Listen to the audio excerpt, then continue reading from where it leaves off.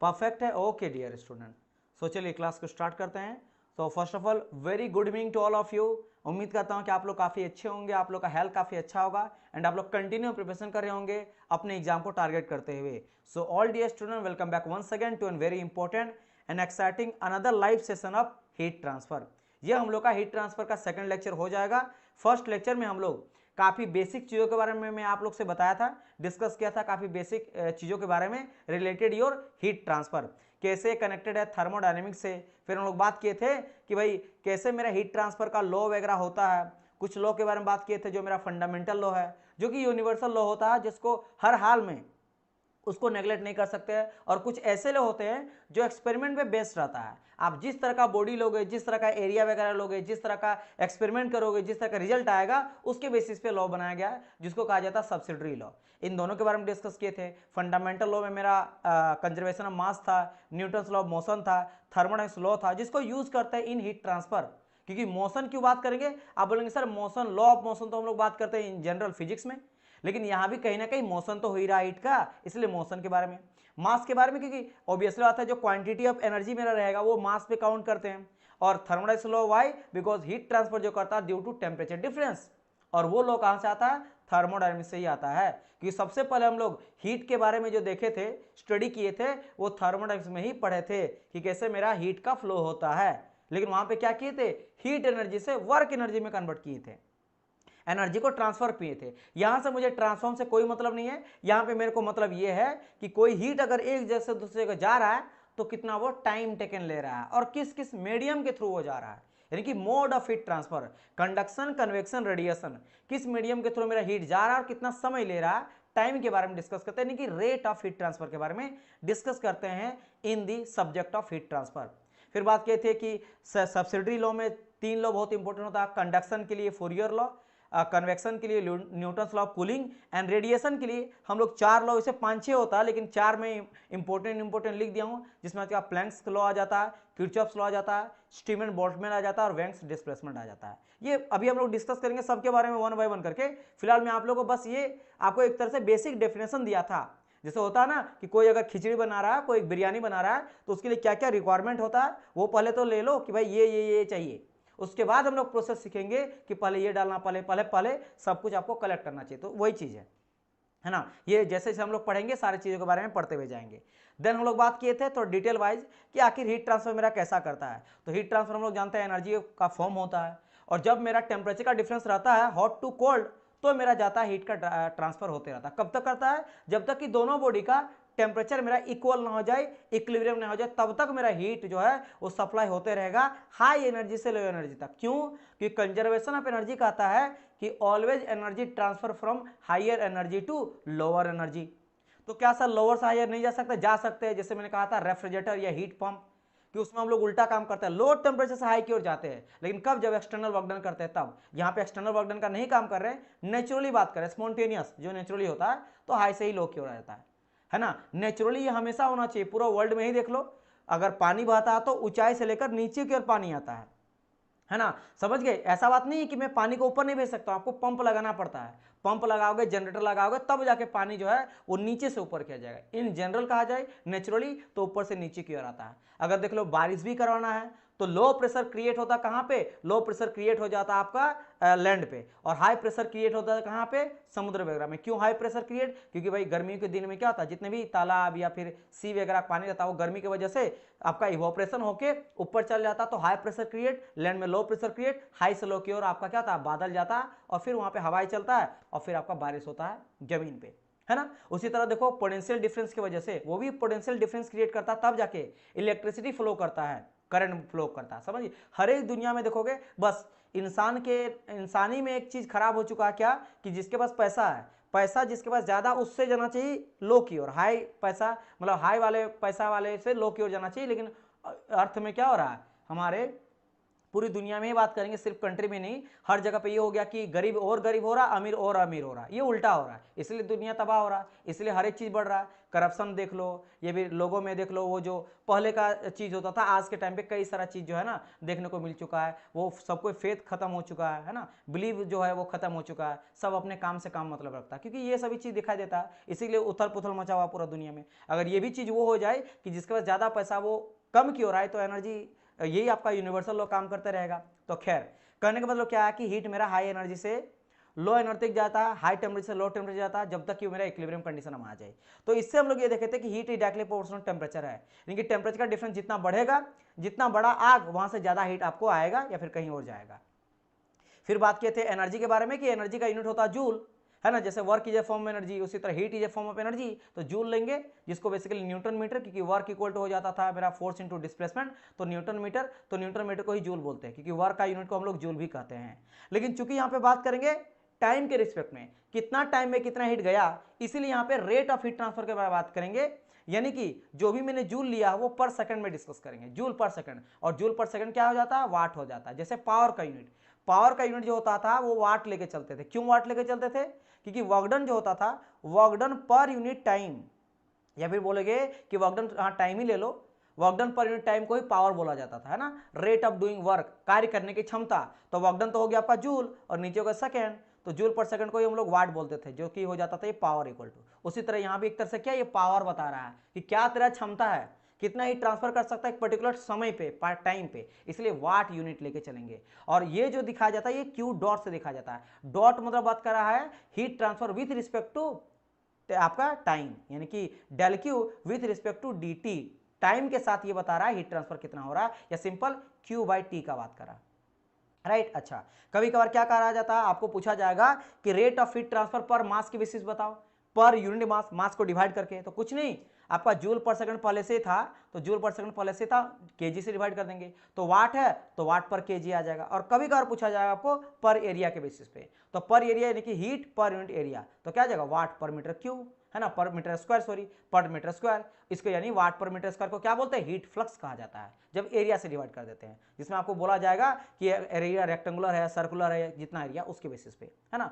चलिए इतना समझ गए हैं, इतना अगर आप समझ गए तो ना मूव करते हैं आगे की ओर, आगे की ओर मूव करा जाए। फिर हम लोग बात करते हैं कंडक्शन के बारे में। सर व्हाट इज कंडक्शन, तो हमने कहा था conduction is the mode of heat transfer, एक तरह का ये क्या होता है, मोड ऑफ हीट ट्रांसफर होता है, जिसमें कि हीट जो मेरा फ्लो करता है वो मोर एनर्जी से लेकर लो एनर्जी तक के तरफ का होता है, यानी कि वो मॉलिक्यूल जिसके अंदर ज़्यादा एनर्जी है वहाँ से वो मॉलिक्यूल जिसके अंदर लो एनर्जी रहेगा वहाँ किया जाएगा। और ये किसके वजह से होता है, टेम्परेचर की वजह से होता है, क्योंकि हाई एनर्जी क्यों है, ज़्यादा टेम्परेचर इसी से, तो ज़्यादा टेम्परेचर से लो टेम्परेचर जाता है। जो सॉलिड और लिक्विड दोनों गैस तीनों में देखने को मिलता है, मेजरली हम लोग को ज़्यादातर कहाँ देखने को मिलता है कंडक्शन, इन सॉलिड, लिक्विड और गैस में कम देखने को मिलता है, क्यों, क्योंकि सॉलिड में क्यों होता है, वाइब्रेशन की वजह से। फिर बात किए थे कि सॉलिड में, आखिर सॉलिड्स में जो मेरा हीट फ्लो करता है वो किसके वजह से, तो दो रीजन बताया था, एक होता है लेटिस वाइब्रेशन और एक होता है availability of the electrons, free electron. जिसमें बात किए थे कि अवेबिलिटी जो मेरा इलेक्ट्रॉन्स है वो कई सारा मेटल में पाया जाता है, लेकिन most of the non metal में देखा जाए तो नॉन मेटल में आपका फ्री इलेक्ट्रॉन नहीं पाया जाता है, नॉन मेटल वगैरह में बात करेंगे, ठीक है, नॉन मेटल में फ्री इलेक्ट्रॉन नहीं पाया जाता है। तो सर नॉन मेटल में कैसे फिर मेरा जाता है इलेक्ट्रॉन, जैसे एग्जांपल बात की थे डायमंड का ही, डायमंड मेरा नॉन मेटल है लेकिन फिर भी उसमें मेरा हीट का ट्रांसफर तो होता ही है, तो वहां पे बात आता था किसके वजह से, आपके लेटिस वाइब्रेशन की वजह से। तो लेटिस जो वाइब्रेशन करता है, लेटिस मतलब क्या होता है, जो भी आपका मटेरियल बना हुआ रहता है सारे मोलिक्यूल्स से तो छोटा छोटा पार्ट को हम लोग क्या बोलते हैं, लेटिस बोलते हैं, उसके यूनिट सेल को या उसके सेंटर को, एटम के सेंटर को लेटिस कहा जाता है, और उसी का जाल को लेटिस स्ट्रक्चर कहा जाता है। तो इस तरह का अगर मैं सब एटम को देख देता हूं, तो अगर इसको थोड़ा सा भी मैं मूव करता से हिलाता हूं तो पूरा वेव के फॉर्म में एनर्जी जा रहा है। उसी तरह से अगर थोड़ा पार्ट गर्म हो गया ना तो वो आगे धक्का लगाता, ऐसे करते करते स्टार्टिंग से लेकर एंड तक पहुंच जाता है। तो इस लेटिस वाइब्रेशन के थ्रू से क्या होता है कि कोई अगर नॉन मेटल भी है उसके थ्रू भी हीट को हम लोग एक जगह से दूसरी जगह भेज सकते हैं, थ्रू दी लेटिस वाइब्रेशन, यानी एटम के हिलने के वजह से। वही मैं आपको समझा था कि ये सॉलिड में ज्यादातर देखा जाता है, क्योंकि लिक्विड और गैस में ये मूव कर जाता है, और जैसे मूवमेंट हो गया आपका, मॉलिक्यूल्स का मूवमेंट हो गया, एक जैसे दूसरे जगह चल गया, तो फिर वो आ जाता है कन्वेक्शन में। इसीलिए लिक्विड और गैस में कन्वेक्शन मोस्टली रीजन होता है, मतलब ये मैं कहा था कि 100% अगर हीट ट्रांसफर हुआ है तो इसमें 98% कन्वेक्शन के चलते हीट का ट्रांसफर होगा, 1-2% कंडक्शन के चलते, क्योंकि गैस पार्टिकल जो मोलिकुल्स है लिक्विड और गैस, वो जब हिलता है तभी जितना हीट जा रहा है। जैसे मान लो आपका वाटर है तो ये रहा H2O का मोलिकुल्स, ये भी रहा H2O का मोलिकुल, तो जो थोड़ा हिला टकराया आपस में, टकराने की वजह से फ्रिक्शन आएगा, हीट जनरेट होगा, तो हीट ट्रेवल किया ना, हीट गया। मान लो इस पानी को यहां से आप गर्म कर रहे हो, ये 3 मोलिकुल है, यहां आपने हीट दिया, गर्म किया इसको, तो थोड़ा कुछ तो ये थोड़ा चलेगा, चलने से पहले थोड़ा टकराएगा, तो उस वाइब्रेशन की वजह से जो हीट किया वो कम हीट रहेगा, उसके बाद तो चलते जाएगा। इसीलिए कंडक्शन जो है ना वो आपका लिक्विड में और गैस में बहुत कम देखा जाता है, मोस्ट ऑफ द केस ये कन्वेक्शन में ज्यादातर देखने को मिलता है। समझ गए? चलिए ये मैं आपको समझाया था। फिर आगे क्या समझाया था, ये तो मैं समझा दिया क्या, और हाँ ये भी समझा था कि लेटिस वाइब्रेशन जो मैंने बताया कि वाइब्रेशन की वजह से, उसमें से भी ज्यादा प्ले रोल करता है, जैसे 30%, और 30% को अगर आप 100% मान लेते हो कि पूरा का पूरा 100% लेटिस वाइब्रेशन के चलते ही हो, तो उसके लिए बहुत इंपॉर्टेंट है कि मेरा जो क्रिस्टल स्ट्रक्चर है वो परफेक्ट है। क्रिस्टल स्ट्रक्चर मतलब जो भी मटेरियल किसी भी अलग अलग एटम से मिलकर बना रहता है, किसी भी मटेरियल का जो स्मॉलेस्ट पार्टिकल होता है उसको एटम कहा जाता है। तो एटम का जो स्ट्रक्चर है जिससे बना है वो अगर बहुत ही अच्छा वे में सजा हुआ है तो वो क्या करेगा, एक जगह अगर वेव करेंगे, उसको मूव करवाएंगे इस तरह से, तो मूव करते करते पूरा एनर्जी जाएगा, ट्रेवल करेगा, हीट कोड भी ट्रेवल करता है, क्योंकि heat is a form of energy, और वो जल्दी आपका जाएगा। यानी कि बेटर क्रिस्टल स्ट्रक्चर तो ज्यादा वाइब्रेशन जो ज्यादा हीट ट्रांसफर, उसके थ्रू से लेटेस्ट वाइब्रेशन 100%। और यही रीजन था कि यहां पे मैंने आपको बताया था डायमंड में आपको बहुत ज्यादा मैक्सिमम, मतलब समझ लो सारा का सारा मेटल को भी बीट कर दिया, जबकि ये नॉन मेटल है, उसके बावजूद भी इसका जो मेरा थर्मल कंडक्टिविटी है ज्यादा, थर्मल कंडक्टिविटी ज्यादा मतलब ज्यादा हीट ट्रांसफर। क्यों? बिकॉज परफेक्ट क्रिस्टल स्ट्रक्चर, इसमें क्रिस्टल स्ट्रक्चर जो है बहुत ज्यादा परफेक्ट पाया जाए, जबकि इसमें कोई भी फ्री इलेक्ट्रॉन नहीं पाया जाता क्योंकि एक नॉन मेटल है। ये बात किए थे। और क्या बात किए थे? कंडक्शन बात किए थे लिक्विड एंड गैस का, ये तो सॉलिड का मैंने कहा दिया। लिक्विड में क्या बात किए थे कि शॉर्ट जो मूवमेंट होता है रेस्ट कंडीशन में, जब मेरा लिक्विड या गैस रेस्ट कंडीशन में रहता है उस टाइम में थोड़ा सा जो मूवमेंट करता है, उसके वजह से अगर मेरा हीट ट्रांसफर हो रहा है तो वो होता है कंडक्शन की वजह से, जो कि बहुत कम होता है। क्योंकि ऑल द मेटल में कहा जाए तो कंडक्शन जो होता है हीट का, जितने भी मेटल होता है सारे के सारे में लेटिस वाइब्रेशन के थ्रू ही होता है। किसके वजह से? लेटिस वाइब्रेशन की वजह से आपको देखने को मिलता है। इसलिए सारे का सारा बहुत अच्छा गुड कंडक्टर होता है हीट का, एज वेल इलेक्ट्रिसिटी का होता है, लेकिन हीट का भी बहुत अच्छा होता है ना? समझ गए? और इसी के वजह से कि शॉर्ट मूवमेंट जो है ना वो आपका कहाँ देखने को मिलता है? ज्यादातर शॉर्ट मूवमेंट आपका लिक्विड और गैस में बहुत कम होता है, तो कन्वेक्शन में देखा जाता है उन सभी को। क्लियर? चलिए अब यहां पे बात करते हैं, वो सभी हो गया था। अब इसके बाद यहां से आज का हम लोग लेक्चर होने वाला। देखो एक चीज में पता है ये शॉर्ट रिवीजन क्यों करवाया, मैं आपको ये बताने के लिए, क्योंकि कई सारे बच्चे पता है क्या बोलते हैं मुझे कि सर रिवीजन कैसे करेंगे, है ना सर, मैं रिवीजन कैसे करूंगा, टाइम मैनेजमेंट कैसे करूंगा। आपको यही करना। देखो मैं मुझे लगा 8-10 मिनट में पूरा का पूरा जो मैं आपको 1-1.5 घंटा पढ़ाया था ना, उस 1.5 घंटा को मैं 10 मिनट में रिवीजन करवा दिया। वो भी एक एक चीज को मैं करा, किसी को छोड़ा नहीं, ऊपर से मैं एक्सप्लेन कर रहा हूं। अगर खुद समझने का रहता तो मैं 2-4 मिनट में समझ जाऊंगा। यही आपको करना है। जब आप अभी मान लो अभी 1 घंटा 1.5 घंटा का पढ़े हो, जो मान लो 20 घंटा का पूरा कंप्लीट हो जाएगा इस तरह से एक सब्जेक्ट, तो मान लो मैं 1 घंटा को अगर मैं 10 मिनट में कर दिया, है ना, यानी 1.5 घंटा को समझ लो एक तरह से, 1.5 घंटा 1.5 आवर को अगर मैं 10 मिनट का कर दिया और ये 15 घंटा का रहता तो 100 मिनट में हो जाना चाहिए। यानी कि 15 घंटा का लेक्चर अगर रहा तो आपको लगभग कितना, मतलब मान के चलो कि लगभग 1.5-2 घंटा में, है ना, तो 2 घंटा में 15 घंटा का लेक्चर जो है 2 घंटा में रिवीजन हो जाना चाहिए। तो कितना जाएगा, 15 से कोई 20 जाता है, अधिकतर मेरा 15 से लेकर 20 घंटा का एक एक लेक्चर रहेगा, तो 2 से लेकर 2.5 घंटा में आप रिवीजन कर लेना, है ना। और ये ध्यान रखना जब आपका सब्जेक्ट कंप्लीट हो जाएगा, जैसे मान लो 4 सब्जेक्ट हो गया आपका, 4 घंटा में पढ़ा दिया, 3-4 दिन हो गया पढ़ाया हुआ, 5-6 घंटा पढ़ लियो, तो यही करना कि लगभग आधा घंटा में पूरा रिवीजन एक बार कर लो। रिवीजन बहुत इंपॉर्टेंट, मैं बार बार क्यों बोल रहा, बीच में रोक के कई सारे स्टूडेंट ना जॉब नहीं निकल पाता रिवीजन के लिए, पढ़ते हर कोई है। देखो पढ़ते टाइम क्या होता है, टीचर बता रहा, टीचर भाई मैं यहाँ पे 7 साल से यही काम कर रहा हूँ, है ना, एक साल में कम से कम 10 बार बैच को पढ़ाता हूँ, तो रिवीजन मेरा हो ही गया है, तो इसलिए मेरे लीजिए। लेकिन आप पढ़ रहे हो, जब टीचर बताता तो आसान लगता ही है, जब खुद से पढ़ोगे तब टफ लगेगा, तब आपको टफ लगेगा। तो आपको रिवीजन करते रहना है ना, रिवीजन आपको करते रहना, तभी जाके आप महारत हासिल कर सकते हो। फिर देखो कैसा नंबर आता है। या फिर अगर ये सोचोगे कि मैं डायरेक्ट एग्जाम के टाइम में जाके पढ़ूंगा, तो वो आपका फिर बहुत हानिकारक होगा, क्योंकि कुछ दिन अगर नहीं पढ़ोगे ना तो फिर वही कहा जाता है कि आपको पूरा का पूरा पढ़ना पड़ेगा, लगेगा जैसे कुछ पढ़े ही नहीं है। तो वो गलती नहीं करना, या फिर संडे में टाइम निकालना, उस टाइम करना, किसी एक दिन निकाल के आपको रिवीजन करना पड़ेगा। इस चीज का ध्यान रखना, है ना। हाँ, ये बहुत बड़ा रीजन होता है, इसलिए मैं डिस्कस कर दिया कि कई सारे, देखो अधिकतर क्या होता है ना, मेरा काम सिर्फ पढ़ाने नहीं है, मेरा आपको ये भी काम है कि पढ़ना किस तरीके से है कि आपका जॉब निकले। मैं पढ़ाते चलो, लेकिन तरीका क्या पढ़ने का, रीजन क्या क्या तरीका है, तो ये आप लोग ट्राई करना है ना, ये करना हमेशा, ये करना जो भी आप सब्जेक्ट इससे पहले पढ़े हो, तो आपको जैसे 4 घंटा 5 घंटा हो गया, 2-3 दिन का पढ़ाए, तो इस तरह से शॉर्ट रिवीजन फट से कर लेना है ना।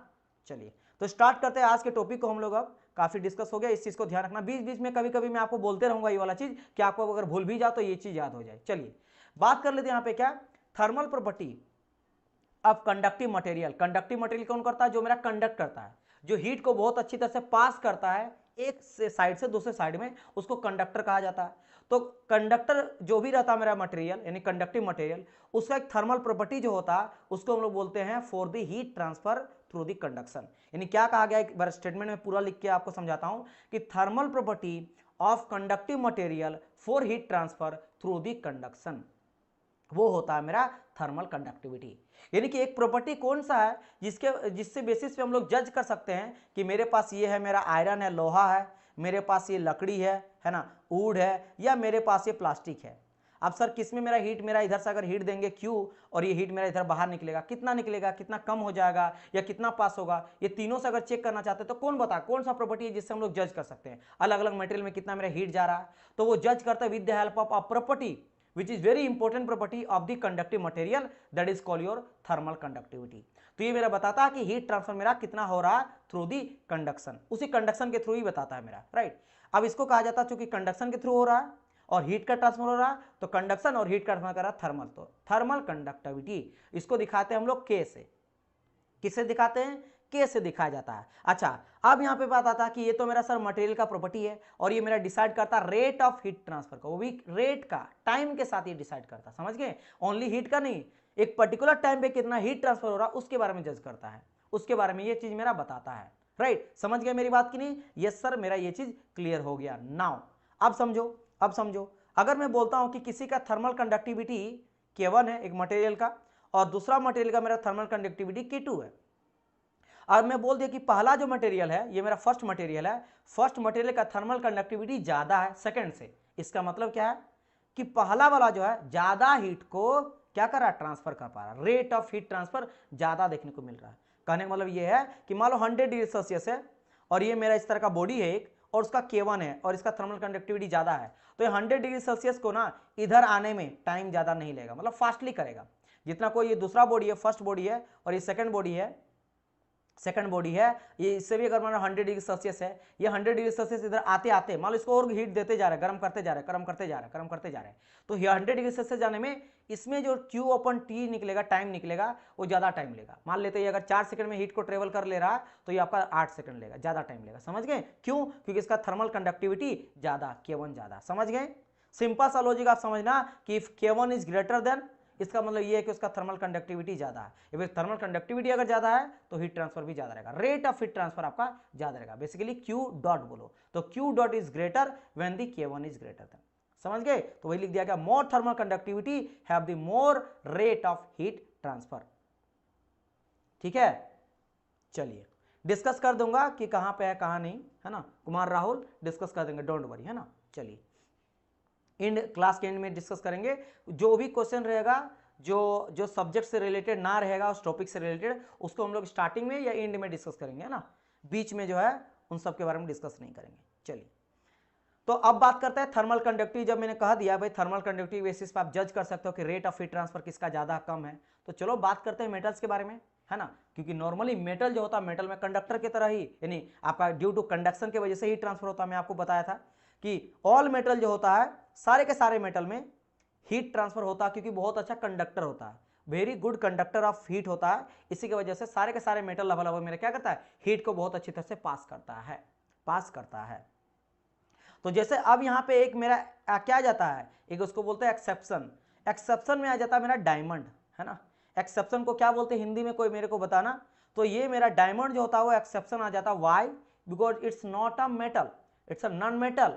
और दूसरा चीज क्यों, क्योंकि इसमें कोई फ्री इलेक्ट्रॉन पाया ही नहीं जाता है, ठीक है, इसमें फ्री इलेक्ट्रॉन नहीं पाया जाता, इसके बावजूद इसका थर्मल कंडक्टिविटी सबसे ज्यादा होता है ना।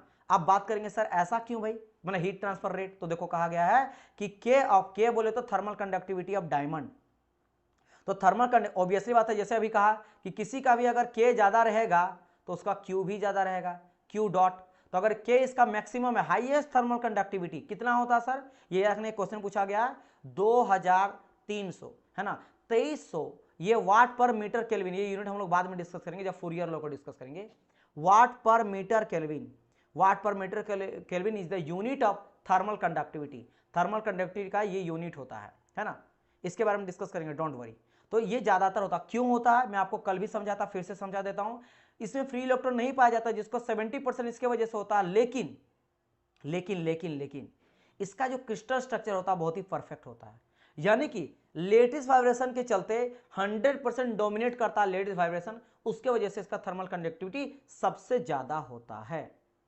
हाँ, अपवाद बोलते हैं, यस यस। तो ये अपवाद है, अधिकतर आपको नॉन मेटल में नहीं देखने को मिलता। लकड़ी ले लो, पत्थर ले लो, रबड़ ले लो, प्लास्टिक ले लो, सेरामिक ले लो, आपको ये प्रॉपर्टी देखने को नहीं मिलता। एक अपवाद है, हर एक चीज में अपवाद होता है ना। जैसे सब जानते हैं कि सारे के सारे जो आपका मेटल होता है वो सॉलिड स्टेट में पाया जाता है, लेकिन एक मेटल ऐसा भी है जो लिक्विड स्टेट में पाया जाता है। आप सारे को कमेंट करके बताओ तो कौन सा ऐसा मेटल है जो मेटल है और मेटल अधिकतर सॉलिड में पाया जाता है, ठोस अवस्था में, but there is a metal जो पाया जाता है किसमें, लिक्विड स्टेट में। आप मेरे को बताओ क्या होगा आंसर, राइट। अपवाद हर एक चीज में पाया जाता है। चलिए ये समझ गए। तो इसीलिए कंडक्टिविटी, थर्मल कंडक्टिविटी डायमंड का सबसे ज्यादा। इसके बाद मेटल सारी स्टार्ट हो जाता है, जैसे सिल्वर हो गया, कॉपर हो गया, एल्यूमिनियम हो गया, स्टील हो गया, है ना, मर्क्यूरी, यस, Hg, ठीक है। अच्छा देखो यहाँ पे और कुछ चीज मैं आपको बता देता हूँ, ये अलग अलग बुक में थोड़ा बहुत वेरी कर सकता है। जैसे यहाँ पे 2300 ना, किसी में 2350, 2400, ये रेंज आप ध्यान रखना, ठीक है, रेंज। सिल्वर का भी 385 कोई बोल देता किसी बुक में, मैं देखा हूँ किसी बुक में आपका 400 बोल देता है, लेकिन ऑन एन एवरेज में 400 यहाँ लिख दिया, अधिकतर 400 मान के चलता है। कॉपर का भी 385, एल्यूमिनियम का 200 और स्टील का 17 से लेकर 45। और यही आपका थर्मल कंडक्टिविटी का बात करा गया, नहीं कि बोल सकते हो कि हीट ट्रांसफर रेट डायमंड में ज्यादा होता है, फिर सिल्वर में, फिर कॉपर में, फिर आपका एल्यूमिनियम में, और फिर आपका स्टील में ज्यादा होता है। समझ गए मेरी बात की नहीं, ये सारे के सारे आप लोग समझ गए होंगे। चलिए चलो समझ गए, जब इतना समझ गए तो it's now to move to the next slide. अच्छा कोई आपको अगर ये बोला जाए कि सर एक होता है मेरा प्योर मेटल, जो प्योर मेटल का बना रहता है, और दूसरा हो जाता है एलॉयज का, दूसरा क्या हो जाता है, एलॉयज का हो जाता है। तो इन दोनों में थर्मल कंडक्टिविटी किसका ज्यादा होता है, ऑब्वियसली बात है डियर, मैंने कहा कि अगर मेटल है, जितना ज्यादा अच्छा मेटल रहेगा उसमें ज्यादा फ्री इलेक्ट्रॉन पाया जाता है, क्योंकि ड्यू टू फ्री इलेक्ट्रॉन की वजह से क्या होता है, यहाँ पे फ्री इलेक्ट्रॉन की वजह से हीट ट्रांसफर होता है। तो फ्री इलेक्ट्रॉन ज्यादा पाएगा प्योर मेटल में। और एलॉय क्या होता है, मिक्स किया जाता है एलॉय क्यों, जैसे अगर बात करेंगे कास्ट आयरन, स्टील का बात करेंगे, ब्रास का बात करेंगे, ब्रोंज का बात करेंगे, तो ये सारे के सारे this all are my alloys, है ना। ये मिक्स किया जाता है दो या दो से ज्यादा मेटल को। जैसे स्टील भी बना जाता है किसका, एक तो कार्बन मिलाया जाता है, कार्बन प्लस इसको मिलाया जाता है, हम लोग आयरन को मिलाते हैं, और ये मेन दो रहता है। इसके अलावा कई सारा हम लोग चीज मिलाते हैं, जैसे आपका क्रोमियम हो गया, टंगस्टन हो गया, वेनेडियम आ गया, जिंक आ गया, है ना। ये सब चीज मिलाते हैं एक्स्ट्रा, बहुत कम मात्रा में। मेनली आपका स्टील में बात करेंगे तो आयरन रहता है, अप टू 98% तक आयरन मिलाया जाता है, और अप टू 2.1% तक कार्बन मिलाया जाता है। कार्बन क्यों मिलाते हैं, हार्ड बनाने के लिए, ठीक है, हार्ड बनाने के लिए। और कार्बन आपका 90, और बाकी इन सबको बहुत कम मिलाया जाता है, बहुत कम, आपका 0.2, 0.3, 1% ऐसा कुछ मिलाते हैं। अभी अप टू में बोला हूं, ये ध्यान रखना। आप बोलेंगे सर 90 बोल दिए, ये अप टू है, अप टू 98% तक। ये कम भी हो सकता है 80 मिला देंगे, क्योंकि एक स्टील का टाइप होता है स्टेनलेस स्टील। क्या होता है, स्टेनलेस स्टील। इसको क्या कहता है, जंगरोधी स्टील। जंगरोधी स्टील में क्रोमियम जो है ना वो आपका मिलाया जाता है 4% तक, और टंगस्टन जो मिलाते हैं वो लगभग मिलाया जाता है, टंगस्टन आपका मिलाया जाता है 18% के आसपास तक, 18, 20, 22 में मिलाया जाता है, ठीक है। क्यों, ये दोनों बहुत इंपॉर्टेंट है, टंगस्टन और क्रोमियम।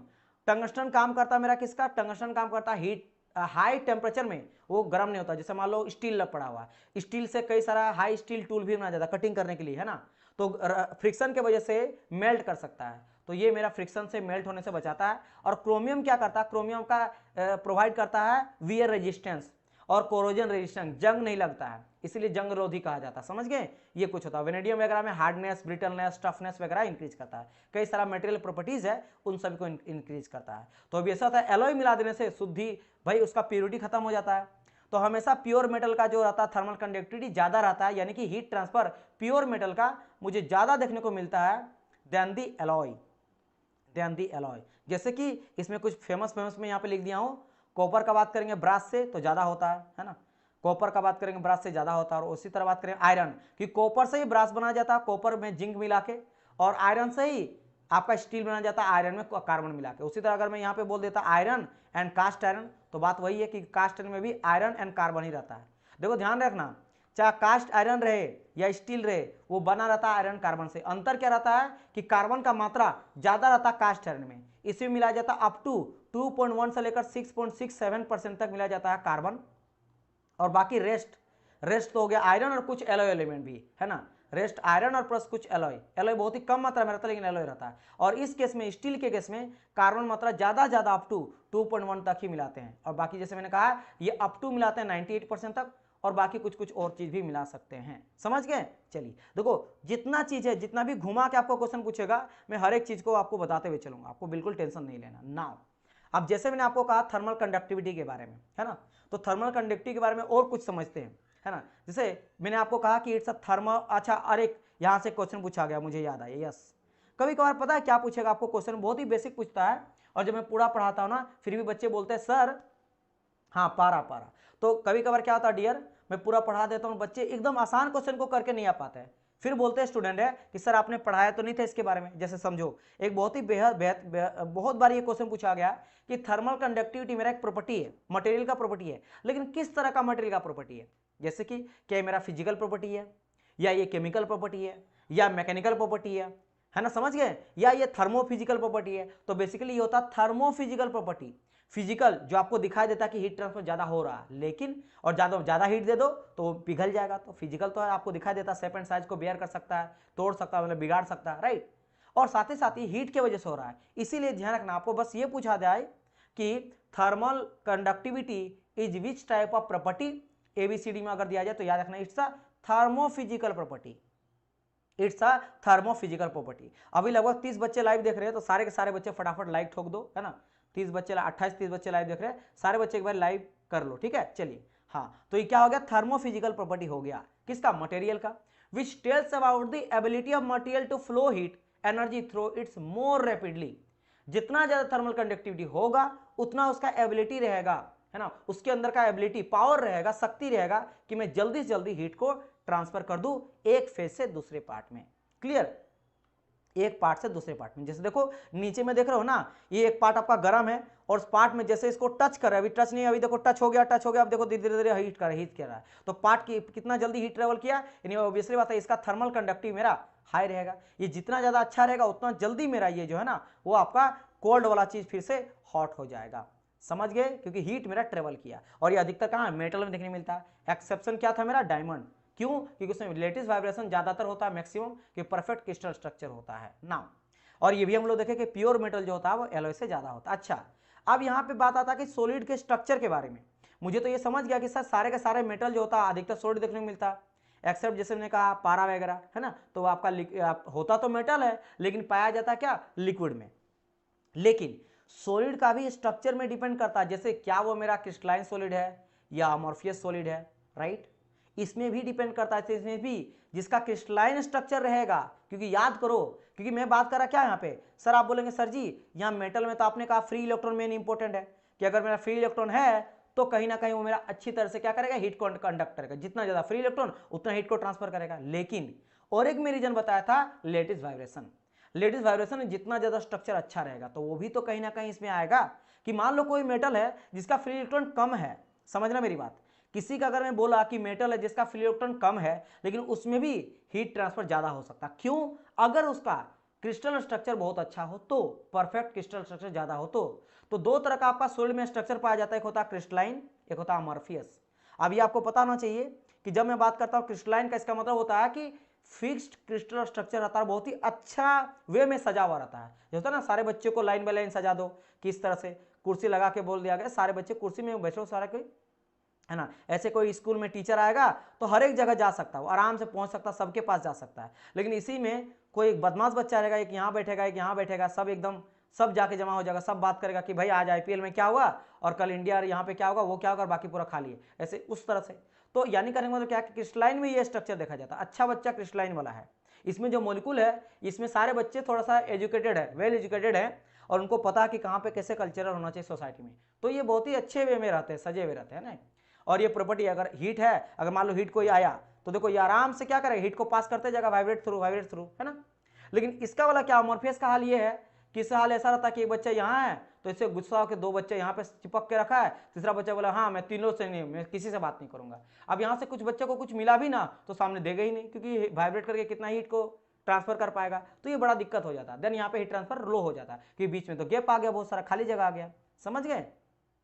तो इसीलिए कहा गया है कि थर्मल कंडक्टिविटी क्रिस्टलाइन स्ट्रक्चर में ज्यादा देखने को मिलता है इन केस ऑफ अमॉर्फियस। जैसे इसी में देख लो एग्जांपल आपका, जैसे आ जाता आपका क्या, जैसे डायमंड, ये आप ले लो एग्जांपल, है ना। देखो मैं यहाँ पे मेटल लेके नहीं चल रहा हूँ, मैं बात कर रहा हूँ क्रिस्टलाइन का या फिर अमॉर्फियस का, क्योंकि आपका ये चीज नॉन मेटल में भी देखने को मिलता है, क्रिस्टलाइन स्ट्रक्चर और आपका अमॉर्फियस स्ट्रक्चर, ठीक है, क्योंकि वो भी तो सॉलिड ही है भाई साहब। अगर मैं लकड़ी लूंगा, लकड़ी भी तो सॉलिड है, ठोस है।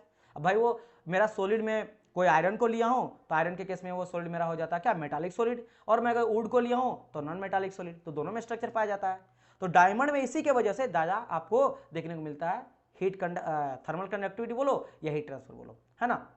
उसी तरह क्वार्ट्ज आप ले लो, मेटल एलॉय इसी में आ जाता है ना, लेकिन मेटल एलॉय जो जितनी जितनी आ जाता है सारे का सारे सॉलिड रहता है, वो क्रिस्टलाइन स्ट्रक्चर ही अधिकतर शो करता है। मिनरल्स जितने आ जाते हैं वो सारे के सारे आते हैं किसमें, क्रिस्टलाइन में। और अमॉर्फियस में जैसे ग्लास हो गया, ग्लास जो होता है वो अमॉर्फियस है, इसको आप जल्दी गर्म करना चाहते हो तो गर्म आपको थोड़ा टाइम लगता है, ठीक है, और हीट ट्रांसफर कम से कम ये करता है, समझ गए। चलिए, इसलिए आप देखना कि आप स्टील का कोई बर्तन होता है ना, उसमें चाय पीना, आप देखना ट्राई करना, स्टील का बर्तन में चाय पीना तुरंत ही आपको गर्म लगेगा, मतलब ऐसा लगेगा कि छोड़ देंगे ना। इसलिए देखोगे कांच का आप लोग चाय पीते होगे, कांच का आप देखोगे कई सारे जगहों पे, मैं खुद जो चाय पीता हूँ कई बार कांच वाला ग्लास मोटा थिक रहता है, गर्म नहीं होता, एकदम गर्म नहीं होता, ऐसा लगता है कि जैसे इंसुलेटर की तरह काम कर रहा है। लेकिन इसी को मैं स्टील ले लेता हूँ ना भाई साहब, तुरंत ही ऐसा लगेगा कि मेरा हाथ को जला देगा, राइट। या फिर हम लोग यूज करते हैं किसका, चाय पीने के लिए कुल्हड़ा जानते हैं ना, वुड का बनाता है, सॉरी वुड में बोला आपका, मिट्टी का, है ना, मिट्टी का बना रहता है, राइट। तो वो चीज देखने को मिलता है। या हम लोग वुड का तो नहीं मिलता है अधिकतर आपको कुल्हड़ बना रहता है मिट्टी का, या फिर आप देख सकते हो ग्लास का यूज करते हैं चाय पीने के लिए भी गर्मा गर्म, क्योंकि एक तरह से क्योंकि उसमें जो पाया जाता है स्ट्रक्चर वो कैसा पाया जाता है, कुछ अमॉर्फियस जाएगा, है ना। तो इसमें amorphous solid lack of the long range नहीं पाया जाता, एटॉमिक स्ट्रक्चर होता है वो डिसऑर्गेनाइज वे में रहता है, ऑर्गेनाइज वे में नहीं रहता, सजा हुआ नहीं रहता है। लेकिन अगर इसमें बात करा जाए तो बहुत ही हाईली ऑर्गेनाइज, हाईली ऑर्डर, मतलब ना टॉप एजुकेटेड क्लासेस कैसे हम लोग डील करते हैं। आप कहीं जाते हो तो कोई किसी पे गुस्सा भी करना चाह रहे हो तो गुस्सा नहीं करते हो, क्योंकि आपको पता कि भाई मैं थोड़ा सा एजुकेटेड हूँ, अगर मैं करने लगूंगा तो सामने वाला एग्जांपल देगा, भाई देखो ये इंजीनियर होके ये पढ़ा लिखा होकर इस तरह का बिहेवियर को शो कर रहा है, तो इट्स नॉट गुड वे। क्योंकि आप एक तरह से जब आप अच्छे लेवल तक पढ़ भी लेते हो ना, भले आप कुछ कर रहे हो नहीं कर रहे हो, समझ लो, जब आप स्टूडेंट भी रहते हो फिर भी आप एक एजुकेटेड हो, आप इंजीनियर हो भाई, उसको कोई डिनाई नहीं कर सकता है। तो आपको उस चीज को शो करना पड़ेगा कि भले मेरे पास नहीं, लेकिन मेरे पास वो एबिलिटी है कि कहाँ पे किस तरह का शो करना चाहिए, वो अंतर होता ही है। जिससे मुझे, मैं बहुत अच्छा एग्जांपल बता रहा हूँ, जैसे मेरे एक अंकल है जो जॉब करते हैं रेलवे में, बट वो टेक्निकल रीजन में नहीं है, मतलब वो जो एनटीपीसी वाला होता है ना, non technical popular category, station master वगैरह उस तरह से। या फिर मान लो और अंकल है जो कि आपका जॉब करते हैं कोई और में, तो बोलते पता है मैं किसी भी पोस्ट में चल जाऊँ ना तो मुझे कोट पहनने में थोड़ा डर लगता है, ब्लेजर वगैरह पहनने। बोले भाई ये क्या रीजन हो गया, बोलो देखो नॉर्मली शादी उदी पार्टी में पहन के जा सकता हूँ, लेकिन मैं हमेशा पहन के ना मार्केट या कहीं जा नहीं सकता हूँ, कभी कभी कार ड्राइव किया तो पहन के चल दिए, थोड़ा सा लगता है, पता क्यों, कोई बोल देगा बहुत हीरो बनने लगा। लेकिन तुम लोग ना, तुम लोग के परमिट लग गया है, तुम लोग कहीं भी पहन के जा सकता ब्लेजर वाले, क्योंकि तुम लोग को कोई बोल रहा भी है कि भाई देखो इंजीनियर बन रहा है भाई इंजीनियर समझ गए। तो वो वाला चीज टाइप है, तो आपके साथ वो जुड़ जाता है कि आपको हाई क्लास को मेंटेन करना, सेम चीज विद दी क्रिस्टल स्ट्रक्चर, तो बहुत ही अच्छा आपका ऑर्गेनाइज में रहता है, इसी की वजह से सटा सटा रहता है, आपस में कनेक्टेड रहता है, हीट ट्रांसफर जल्दी कर लेता है। क्लियर, तो ये वाला चीज हो गया। चलिए आगे बढ़ता हूं, उन्हें बात करते हैं कुछ इंसुलेटिंग मटेरियल के बारे में। भाई इंसुलेटिंग मटेरियल के बारे में सर इतना आप गंदा बोल दिए तो क्या सर उसमें हीट कंडक्ट होता ही नहीं है क्या, है ना, होता कुछ ना कुछ तो होगा ही, तो कितना भी होता उसके बारे में बता दिए। सर क्वार्ट्ज क्या होता है, क्वार्ट्ज डियर, क्वार्ट्ज को मैं कैसे समझाऊं, क्वार्ट्ज आप सर्च करना ना यूट्यूब में मिल जाता है ना, यूट्यूब बोल रहे हैं आप, गूगल में सर्च मार के, पत्थर का, जैसे कि मैं कैसे इसको एक्सप्लेन करूं, ये पत्थर का ही फाइन स्ट्रक्चर जैसा रहता है, पतला पतला लेयर में आपको देखने को मिलता है। अब्रक देखो, अब्रक, अब्रक किसी को पता अब्रक क्या होता है, आप अब्रक देखिए, मुझे अब ये मुझे नहीं पता था कि कोई मुझे क्वार्ट्ज के बारे में पूछ दिया, नहीं तो मैं फोटो ले आता है ना, फिगर आपको दिखा देता। बताइए बताइए डियर, आपको क्वार्ट्ज अगर आप अब्रक जो होता है उसको आप देखे हो क्या?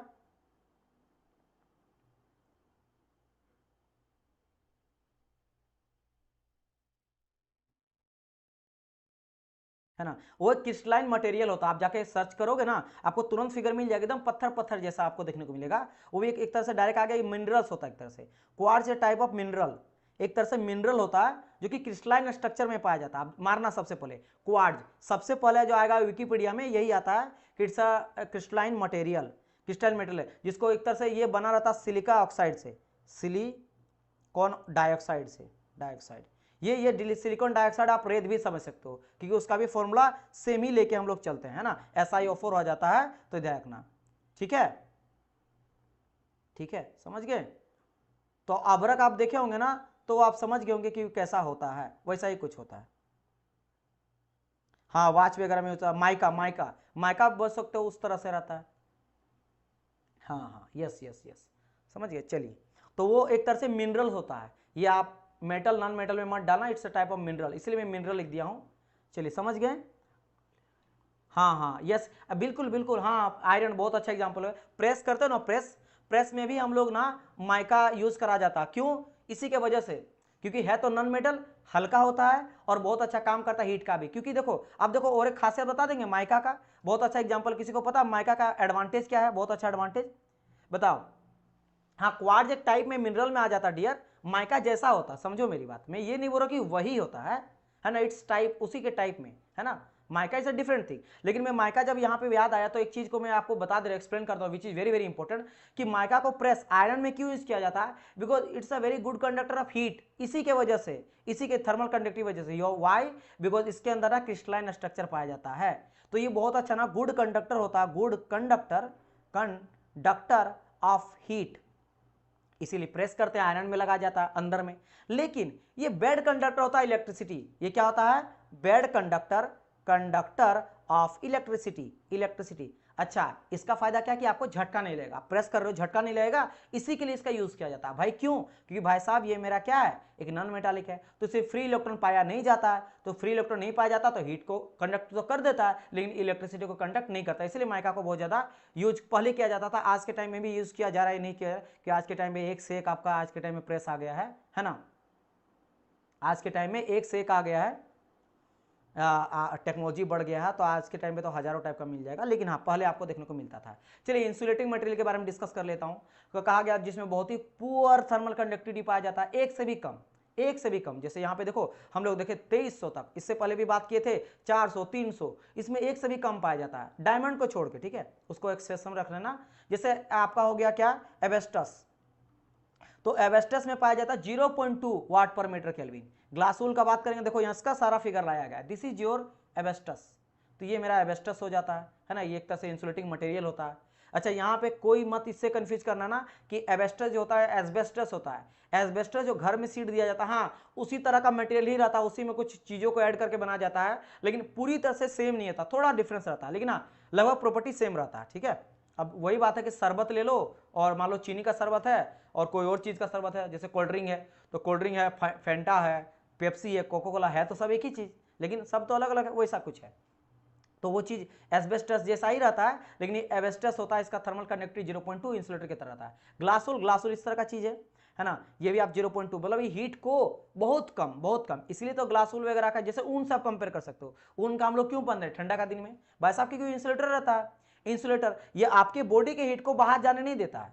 आप अगर आपका बॉडी देखो क्या होता है कि बाहर का टेम्परेचर मान लो 8 डिग्री आ गया, 7 डिग्री आ गया, लेकिन आपके body body temperature you know that कि मेरा 37 डिग्री सेल्सियस जो होता है वो बॉडी टेम्परेचर रहता है। रूम टेम्परेचर कितना होता है? 25 बोलते हैं या 27 बोलते हैं, लेकिन ये होता है मेरा बॉडी टेम्परेचर, तो इतना आपका शरीर गर्म रहता है। तो ऊन क्या करता है, वो इंसुलेटर की तरह काम करता है, और उसके बीच का जो आप पहनते हो आपका ऊनी का कपड़ा, वो काम करता है किसका? एक वॉल का, जो क्या करता है हीट को कंडक्ट ही नहीं करता है, उसी के अंदर घुमा फिरा के रहता है, और ड्यू टू फ्रिक्शन के वजह से और हीट जनरेट करता है, आपको और गर्म लगता है, ठीक है, और हीट धीरे धीरे गर्म रिलीज करता है, आपका बॉडी हीट रिलीज करता है और वहीं रह जा रहा है तो गर्मी लगता है। उसे रिफ्रैक्टिव ब्रिक, रिफ्रैक्टिव ब्रिक को कहाँ यूज करते हैं? जैसे मान लो इस तरह का चीज है, ये आपका रिफ्रैक्टिव ब्रिक है, जहाँ पे लोहा वगैरह पिघलाया जाता है, ढाल के कोई और चीज़ बनाया जाता है, वहाँ पे रिफ्रैक्टिव ब्रेक का यूज़ किया जाता है। इसका क्या फ़ायदा होता है? इसका फ़ायदा ये होता है कि मान लो आप वहाँ पे ढाल डाल के कोई चीज़ कर रहे हो, आप नहीं चाहते हो कि जल्दी ठंडा हो, तो आप रिफ्रैक्टिव ब्रेक यूज़ करते हो, वो जल्दी गर्म को बाहर नहीं जाता, ज़्यादा से ज़्यादा देर तक वो गर्म रहता है। फिर एक बहुत ही इंपॉर्टेंट यूज़ करते हैं किसका? पॉलीयूरेथीन फॉर्म। अब ये पॉलीयूरेथीन फॉर्म को यूज किया जाता है कहाँ? आपके रेफ्रिजरेटर में। रेफ्रिजरेटर के चारों तरफ का वॉल होता है ना, वहां पे लगाया जाता है। देखो ये देख रहे हो, ये देख रहे हो, इस तरह से कभी आप अगर रेफ्रिजरेटर में देखोगे ना, तो इस तरह से अगर अंदर में देखोगे मेटल का पीस रहता है और ऊपर में ढक दिया जाता है दोनों साइड से, इस तरह से फॉर्म जैसा रहता है। देखो यहाँ पे बैरियर फिल्म रहता है, फिर आपका वीआईपी प्लस और कुछ चढ़ाया जाता है, फिर इंटीरियर रहता है, उसके बाद देख सकते हो यहाँ पे पॉलीथीन का एक फॉर्म रहता है, फॉर्म जैसा। अब ये भी काम करता है क्या? अब बोलेंगे सर मेरा रेफ्रिजरेटर से क्यों? और बेशक आपका जो फ्रिज होता है, आप नहीं चाहते हो कि अंदर का, आप बोलेंगे सर ये हीट को कहां से रिलीज करेगा? भाई साहब देखो, अंदर में आपका जाता क्या है? रेफ्रिजरेंट, जो कूलिंग करता है आपको, जो खाना को ठंडा करता है। कूलिंग जो पाइप की ओर जाता है, पाइप से बाहर होता है, आप नहीं चाहते हो कि वो मेरा रिलीज कर जाए, है ना। उसके अलावा आप नहीं चाहते हो कि मेरा फ्रिज जो है ना वो गर्म ही अंदर ना आए, गर्मी अंदर ना जाए, अंदर का जो ठंडा वो बाहर ना जाए, तो कोई ना कोई वॉल रहना चाहिए ना। वो भी तो एक तरह से एनर्जी है, लो एनर्जी और हाई एनर्जी। तो आप चाहते हो कि फ्रिज मेरा ठंडा का ठंडा रहे, तो चारों तरफ से एक वॉल लगाया जाता है जिससे आपका, क्योंकि देखो आप बोलेंगे सर जी ये तो ट्यूब है, ट्यूब तो इंसुलेटिंग रहता है, ट्यूब के अंदर रहता है मेरा रेफ्रिजरेटिंग मटेरियल, जो रेफ्रिजरेंट रहता है, जो ठंडा रखता है। लेकिन जैसे वो आपका फूड आइटम में आ गया, अब आपका फूड आइटम हो गया ठंडा। अब फूड आइटम तो गर्म हो सकता है, अगर आपका जो वॉल है, आपका that is called your refrigerator है, जो फ्रिज है उसका वॉल अगर कंडक्टिंग रहेगा, हीट ट्रांसफर करेगा, तो जल्दी वो बाहर का, क्योंकि गर्मी के दिन में कहते हो गर्मी से हीट आया और उसको गर्म कर दिया। तो वॉल में भी क्या करते हैं? पॉलीथीन का फॉर्म लगाया जाता है जिसका थर्मल कंडक्टिविटी 0.02, बहुत कम है ना। एस्बेस्टस से भी देख सकते हो कम है, ग्लास वूल से भी कम है, रेफ्रेक्टिव ब्रिक से भी कम है, इतना। इसलिए तो कॉस्ट आपको लेता है, अच्छा खासा कॉस्टिंग लेता है। तो ये ज्यादा देर तक क्या रहेगा, मतलब इस तरह का अगर आप लेते हो ना आज के टाइम पे रेफ्रिजरेटर, अच्छा कॉस्ट थोड़ा अच्छा महंगा होता है, तो अगर मान लो लाइन कट भी गया है ना, फिर भी पूरा दिन भर वो ठंडा रख लेता है, गर्मी के दिन में भी। तो ये बहुत इंपॉर्टेंट, इसलिए बहुत कोई बोलता है ना सर मेरा ब्रिक, मेरा जो आपका ये है रेफ्रिजरेटर है, वो सर लाइन कट गया 2 ही दिन में, सॉरी 2 घंटा में ही गर्म हो जा रहा, कोई चीज रखते हो, है ना। तो ये खासकर शॉप वगैरह के लिए, शॉप वगैरह में बड़ा बड़ा जो फ्रिज लाया जाता है ना, वो इसमें बहुत ज्यादा इसमें काम करता है, किया जाता है। आप देखे होंगे, कभी देखना ध्यान से, कोल्ड ड्रिंक रखा जाता है या बियर वियर कोई अगर, या दूध वगैरह रखने का जो बड़ा बड़ा कैन आता है ना, उसमें ध्यान देना एक फॉर्म तरह लगेगा दीवार में चिपका हुआ रहता है, वो यही रहता है। कभी आप देखना वो बड़ा सा केन जैसा रहता है ना, केन जैसा नहीं, इस तरह का डिब्बा सा बड़ा सा रहता है, उसको उठा के दूध वगैरह निकाला जाता है, तो देखना एक बड़ा ऐसा लगेगा कुछ तो फॉर्म चढ़ाया गया अंदर में, तो वो कुछ नहीं, पॉलीइथीलीन फॉर्म ही होता है, जिसका थर्मल कंडक्टिविटी बहुत ही क्लो रहता है। देखे हैं कि नहीं आप लोग? हाँ, पीयू फॉर्म उसको कहा जाता है, इन शॉर्ट में पीयू पीयू कहा जाता है, इसको बहुत फेमस है, पीयू पीयू कहते हैं इसको, ठीक है। हाँ हाँ बिल्कुल, साउंड कम है, हीट कन्वेक्शन कंजर्वेशन के लीक।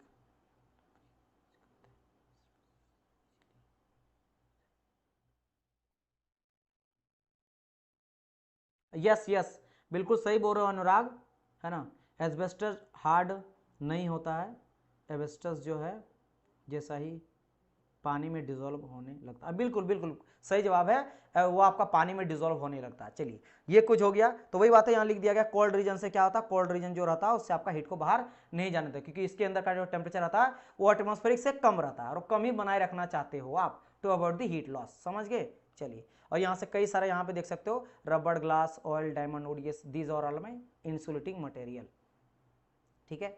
चलो, कंडक्टर इंसुलेटर का यहाँ पे बस कहानी लिख दिया गया कि क्या डिफरेंस होता है, ये जो चीज बच्चा वाला चीज है, यू नो दैट, बस फिर भी मैं ये सभी को क्यों लिख देता हूँ, क्यों मेंशन कर देता हूँ, क्योंकि you have to remember this when you while the revising, जो आप रिवाइजिंग कर रहे हो, रिवाइज कर रहे हो सब्जेक्ट को, तो ये सारी चीज एक बार आप जब देखते हो ना, तो वो चीज आपके माइंड में आ जाता है। और एक चीज पता है रिविजन क्या क्या होता है फायदा, एक मैं स्टडी देखा था, स्टडी में ये कहा जाता है कि कोई चीज को अगर आपने एक बार पढ़ लिया और उसको जैसे आप सेकेंड टाइम पढ़ते हो ना, तो आपके मेमोरी में जो कुछ चीज याद हो चुका है ना, वो 100 टाइम ज्यादा हो जाता है। यानी कि कोई अगर 100 टाइम एक बार पढ़ रहा है, एक बार ही पढ़ा वो भूल गया, फिर एक बार ही पढ़ा वो भूल गया, फिर एक बार, जब आप भूलने के बाद पढ़ते हो तो 100 बारी जितना पढ़ने में चीजें याद रहेगा ना, अगर हर बार भूल भूल के कर रहे हो, और अगर आप सेकंड टाइम पढ़े तो उतना याद आ जाता है, समझ गए। मतलब आपने मान लो एक महीने के बाद पढ़ रहे हो, आपने पूरा भूल गए, फिर पढ़े, फिर भूल गए पूरा, फिर आपने पढ़ा 100 बार जितना याद करने में टाइम लगता है उसको सेकंड टाइम याद कर लोगे तुरंत ही।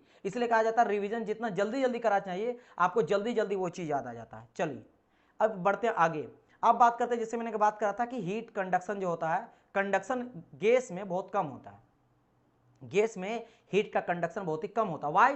बिकॉज ये बहुत ज़्यादा हमेशा मोशन करते रहता है, गति में रहता है, हमेशा ये क्या करता रहता है आपका गति करते रहता है। तो ये भाई साहब कंडक्शन कब होता है, इंपॉर्टेंट बात, कि या तो फ्री इलेक्ट्रॉन की वजह से, तो गैस है यहाँ तो फ्री इलेक्ट्रॉन तो दूर दूर की बात नहीं है। अच्छा दूसरा चीज़ क्या है, वाइब्रेशन की वजह से। और सर ये तो पूरा गति कर जाता है, वाइब्रेट होना चाहिए, वो वहीं का वहीं बने रहना चाहिए, बस खाली हिलना चाहिए, तो होता नहीं है। लेकिन भाई कंडक्शन होता है बहुत कम होता है। तो चलो उसके बारे में डिस्कस करते हैं कि कैसे गैस में हीट कंडक्शन देखने को मिलता है, कम भी होता है लेकिन कैसे। तो इसके लिए मैं क्या कर रहा हूँ, ऊपर तरफ ले आओ high temperature gas molecule. Obviously बात है गर्म करने का बात है, कि मान लेते इधर कुछ है जिसको हम लोग हीट सोर्स में लाए हैं जो गर्म हो चुका है ना, और कुछ इधर वाला पार्ट है जो अभी ठंडा है, यहां से लेकर जो ग्रीन वाला पार्ट है इधर क्या है अभी ठंडा है, ये अलग पार्ट है, ऊपर वाला अलग पार्ट था, ये नीचे वाला ठंडा वाला अलग पार्ट है। अब दोनों को सटा दिए, जैसे सटा दिए मेटल से मेटल, मान लो एक गर्म लोट का ठंडा, चलो यहाँ पे गैस का बात करेंगे ना, तो गैस का बात करेंगे तो मान लो एक गैस है, जैसे मान लो इस तरह का है, देखो रेड कलर का गैस है ना, तो वो आपका गर्म गैस है, और जो आपका ब्लू कलर का गैस यहाँ पे मोशन कर रहा है एनिमेशन में ब्लू कलर का, वो मान लो ठंडा गैस है। ये संपर्क में जैसे आया, तो जैसे संपर्क में आएगा हाई टेम्परेचर वाला मॉलिक्यूल लो टेम्परेचर वाले मॉलिक्यूल के जब संपर्क में आएगा तो कोलिजन होगा, टकराव होगा। और उस टकराव में ध्यान देना, ये आया दोनों और टकराया है ना, उस टाइम पीरियड में जो दोनों आके सट जाएगा ना, और सटने की वजह से फ्रिक्शन की वजह से जो हीट जनरेट होगा वही कंडक्शन के थ्रू आएगा हीट। और उसके बाद जब वो आपस में कहीं और चल गया, फिर टकरा रहा फिर हीट बढ़ रहा है, तो वो फिर कन्वेक्शन में चल गया। तो वो जो आपस में टकराने की वजह से आपस में टकराया, तो उस टाइम में मोशन तो हो नहीं रहा, टकरा के उसी पर्टिकुलर टाइम पे कुछ सेकंड के लिए आपस में टकराया, फिर मोशन कर गया कहीं और चल गया, फिर कन्वेक्शन में चलेगा। उस टाइम में जो भी हीट जनरेट हुआ वो होता है due to conduction. Clear my point और नॉट? वो हो जाता है ड्यू टू कंडक्शन के वजह से।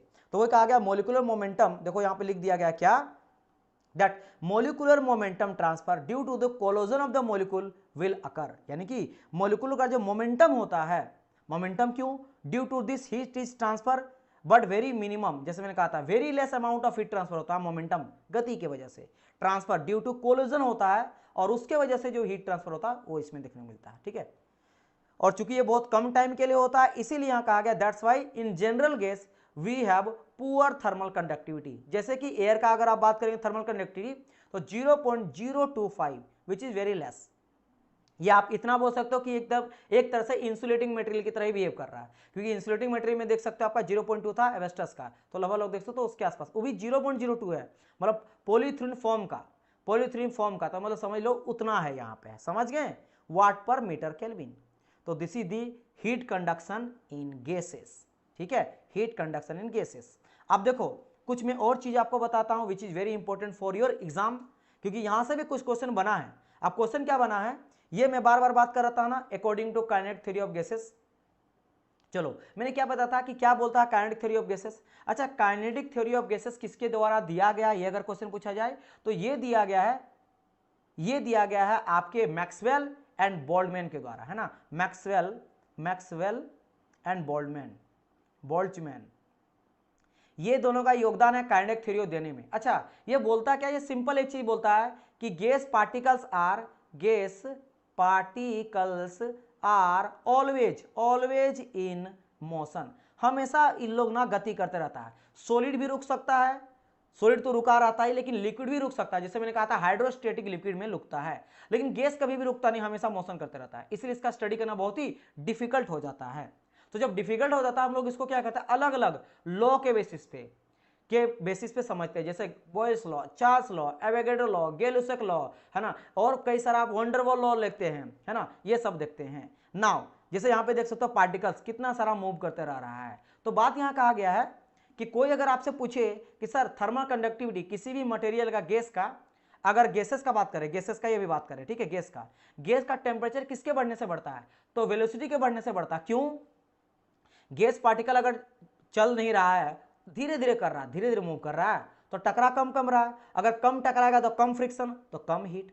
लेकिन अगर उसका वेलोसिटी ज्यादा है तो एक दूसरे से ज्यादा टकरा रहा है, वॉल से टकरा रहा है। देखो कभी देखो जाके वॉल से कभी जाकर टकरा रहा है, कभी वॉल से जाके कोई कोई टकरा रहा है, कोई खुद में आपस में टकरा रहा है। तो टकराने की वजह से फ्रिक्शन आएगा, फ्रिक्शन आएगा तो टेम्परेचर बढ़ेगा। तो वेलोसिटी अगर बढ़ेगा तो टेम्परेचर भी मेरा बढ़ता है। ये किस रिलेशन से आता है, उस रिलेशन को यहाँ पे लिख दिया गया है कि C ये बेसिकली आरएमएस वेलोसिटी होता है गैस मॉलिक्यूल्स का। तो अगर गैस मॉलिक्यूल्स का वेलोसिटी में आरएमएस मतलब है आपका root mean square velocity. Root mean square velocity को आरएमएस बोलते हैं। अब आप बोलेंगे सर आरएमएस वेलोसिटी कहाँ लेते हैं? जहां पे हर एक मॉलिक्यूल का पार्ट वेलोसिटी अलग अलग रहता है ना, अलग अलग रहता है, हमेशा चेंज कर रहता है, उस टाइम पे हम लोग रूट मीन स्क्वायर वेलोसिटी लेके चलते हैं। एवरेज कब लेते हैं? जब लगभग सबका सेम है, तब हम लोग सबको जोड़ के डिवाइड कर देते हैं सम ऑफ द मॉलिक्यूल से, वो एवरेज निकल जाता है। रूट मीन स्क्वायर कब लेते हैं? जब बहुत ही सबका बहुत ही अप्रप्ट बहुत ही रैंडम मॉलिक्यूलर का वेलोसिटी है, तब हम लोग लेते हैं आरएमएस वेलोसिटी। तो आरएमएस वेलोसिटी जो होता है वो C इक्वल टू होता है root under T. Absolute temperature लेके चलते हैं, टेम्परेचर में भी एब्सोल्यूट मतलब केल्विन में लेके चलते हैं।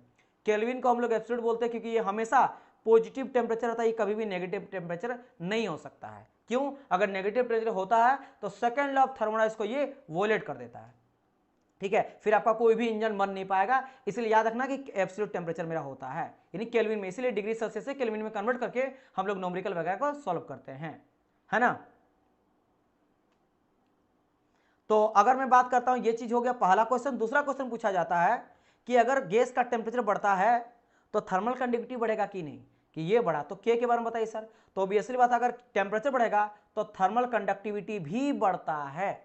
टेम्परेचर बढ़ता है तो टेम्परेचर डिफरेंस होगा, और टेम्परेचर डिफरेंस ज्यादा होगा तो हायर एनर्जी, तो जो लोअर एनर्जी रहेगा थर्मल कंडक्टिविटी यहाँ पे ज्यादा मुझे देखने को मिलेगा, जल्दी ट्रांसफर करेगा। वही यहाँ पे लिख दिया गया है कि if temperature of the gas increase, अगर गैस का टेम्परेचर इंक्रीज करेगा, molecular movement of also increase, molecular momentum volume आपका जो वेलोसिटी है वो भी इंक्रीज करेगा, which leads to higher collision rate, जिसकी वजह से ज्यादा टकराएगा between the molecules, and more heat will be transfer, और ज्यादा हीट ट्रांसफर। हैंस अगर हीट ट्रांसफर ज्यादा है तो थर्मल कंडक्टिविटी भी ज्यादा रहेगा। It means if temperature will increase of the gas then also the thermal conductivity of the gas will increase. तो temperature directly proportional to thermal conductivity, hence prove. तो ये भी चीज रखना, ये भी क्वेश्चन पूछा गया टेम्परेचर का with the relation of thermal conductivity and velocity with the relation of temperature, ठीक है। ओके, तो कुछ क्वेश्चन यहाँ पे है sir, practical example of conductive gas. देखो ये बहुत मेरा बात समझना, हम लोग गैस में जो थर्मल कंडक्टिविटी होता है ये हम लोग कन्वेक्शन में ही पढ़ते हैं, समझना मेरी बात, कन्वेक्शन में ही पढ़ते हैं, कन्वेक्शन ही पढ़ते हैं। ये बहुत ना के बराबर है, बस मैं आपको बता दे रहा हूं, जब मैं कन्वेक्शन पढ़ाऊंगा तब आपको पता चलेगा। मैंने कहा ना कि अगर 100% में आप देखोगे तो अप टू 98% तक, उससे भी ज्यादा शायद, कन्वेक्शन के चलते ही। देखो पार्टिकल मूव कर रहा ना भाई, तो पार्टिकल मूव जहां करेगा तो अपने अंदर मान लो हीट को लिया और मूव करके कहीं चल गया तो वो कन्वेक्शन कहलाएगा, फिर वो कन्वेक्शन कहलाएगा। यहां पे कंडक्शन कब होगा? When there is only vibration. तो इसलिए कंडीशन आपको बता दिया गया है कि जब ये आपस में टकराता है उस टाइम पे फ्रिक्शन की वजह से जो भी हीट जनरेट हुआ है वो कंडक्शन, उसका फिर उसके पहले और उसके बाद का जो हीट है वो कन्वेक्शन के चलते, समझ गए। रियल एग्जांपल जो भी आप लिखोगे, कहीं भी हीट हो रहा गर्म, है ना। जैसे अगर मैं बोलूंगा कि मान लो आग के पास आप खड़ा हो, जैसे यहां देख लो ये आग है और आग के पास ऊपर में हाथ हो, तो आपको गर्मी लग रहा, तो वो बेसिकली है कन्वेक्शन। लेकिन उस कन्वेक्शन में कुछ मात्रा क्या रहेगा आपका, कंडक्शन का भी रहेगा, गैस के कंडक्शन में बहुत कम, ना के बराबर, नेग्लिजिबल, लेकिन होगा जरूर। कोई बोलेगा कि होगा नहीं, इसके लिए मैं आपको समझा दिया कि क्यों होगा आपको बताना है। लेकिन मोस्ट ऑफ द केस आपका कन्वेक्शन के थ्रू ही होता है, कि जब आपका ठंडा पार्टिकल्स, आप जहां पे हो, एयर आपका ठंडा है, वो जगह टकराए उस टाइम पे थोड़ा बहुत जो होता, बस यही। बट गैस कंडक्शन तो मूवमेंट ऑफ गैस को कंसिडर नहीं करते, समझ गए सरिका मैंने क्या कहा। मैं बिल्कुल नहीं बात कर रहा हूं मोशन का, मैंने कंडीशन आपको बताया कि जब ये आया और आपस में वो टकराना, जब मेरा बात समझ रहा हूं, अभी मैं ये दोनों हाथ को ला रहा हूं, ये टकराया, अब ये मोशन नहीं करा, बंद हो गया मोशन, अब यहाँ फ्रिक्शन कुछ हुआ, अब फ्रिक्शन होने के बाद ये इधर निकल गया, इस टाइम पे बीच में, अब वो माइक्रो सेकंड में जो होगा उसमें बात किया। क्लियर माई पॉइंट और नॉट? ठीक है, क्या क्लियर हुआ? एक बार मुझे कंफर्म करिए सो दैट मैं आगे बढ़ूं। और सारे बच्चे सेशन को लाइक कर दिए ना?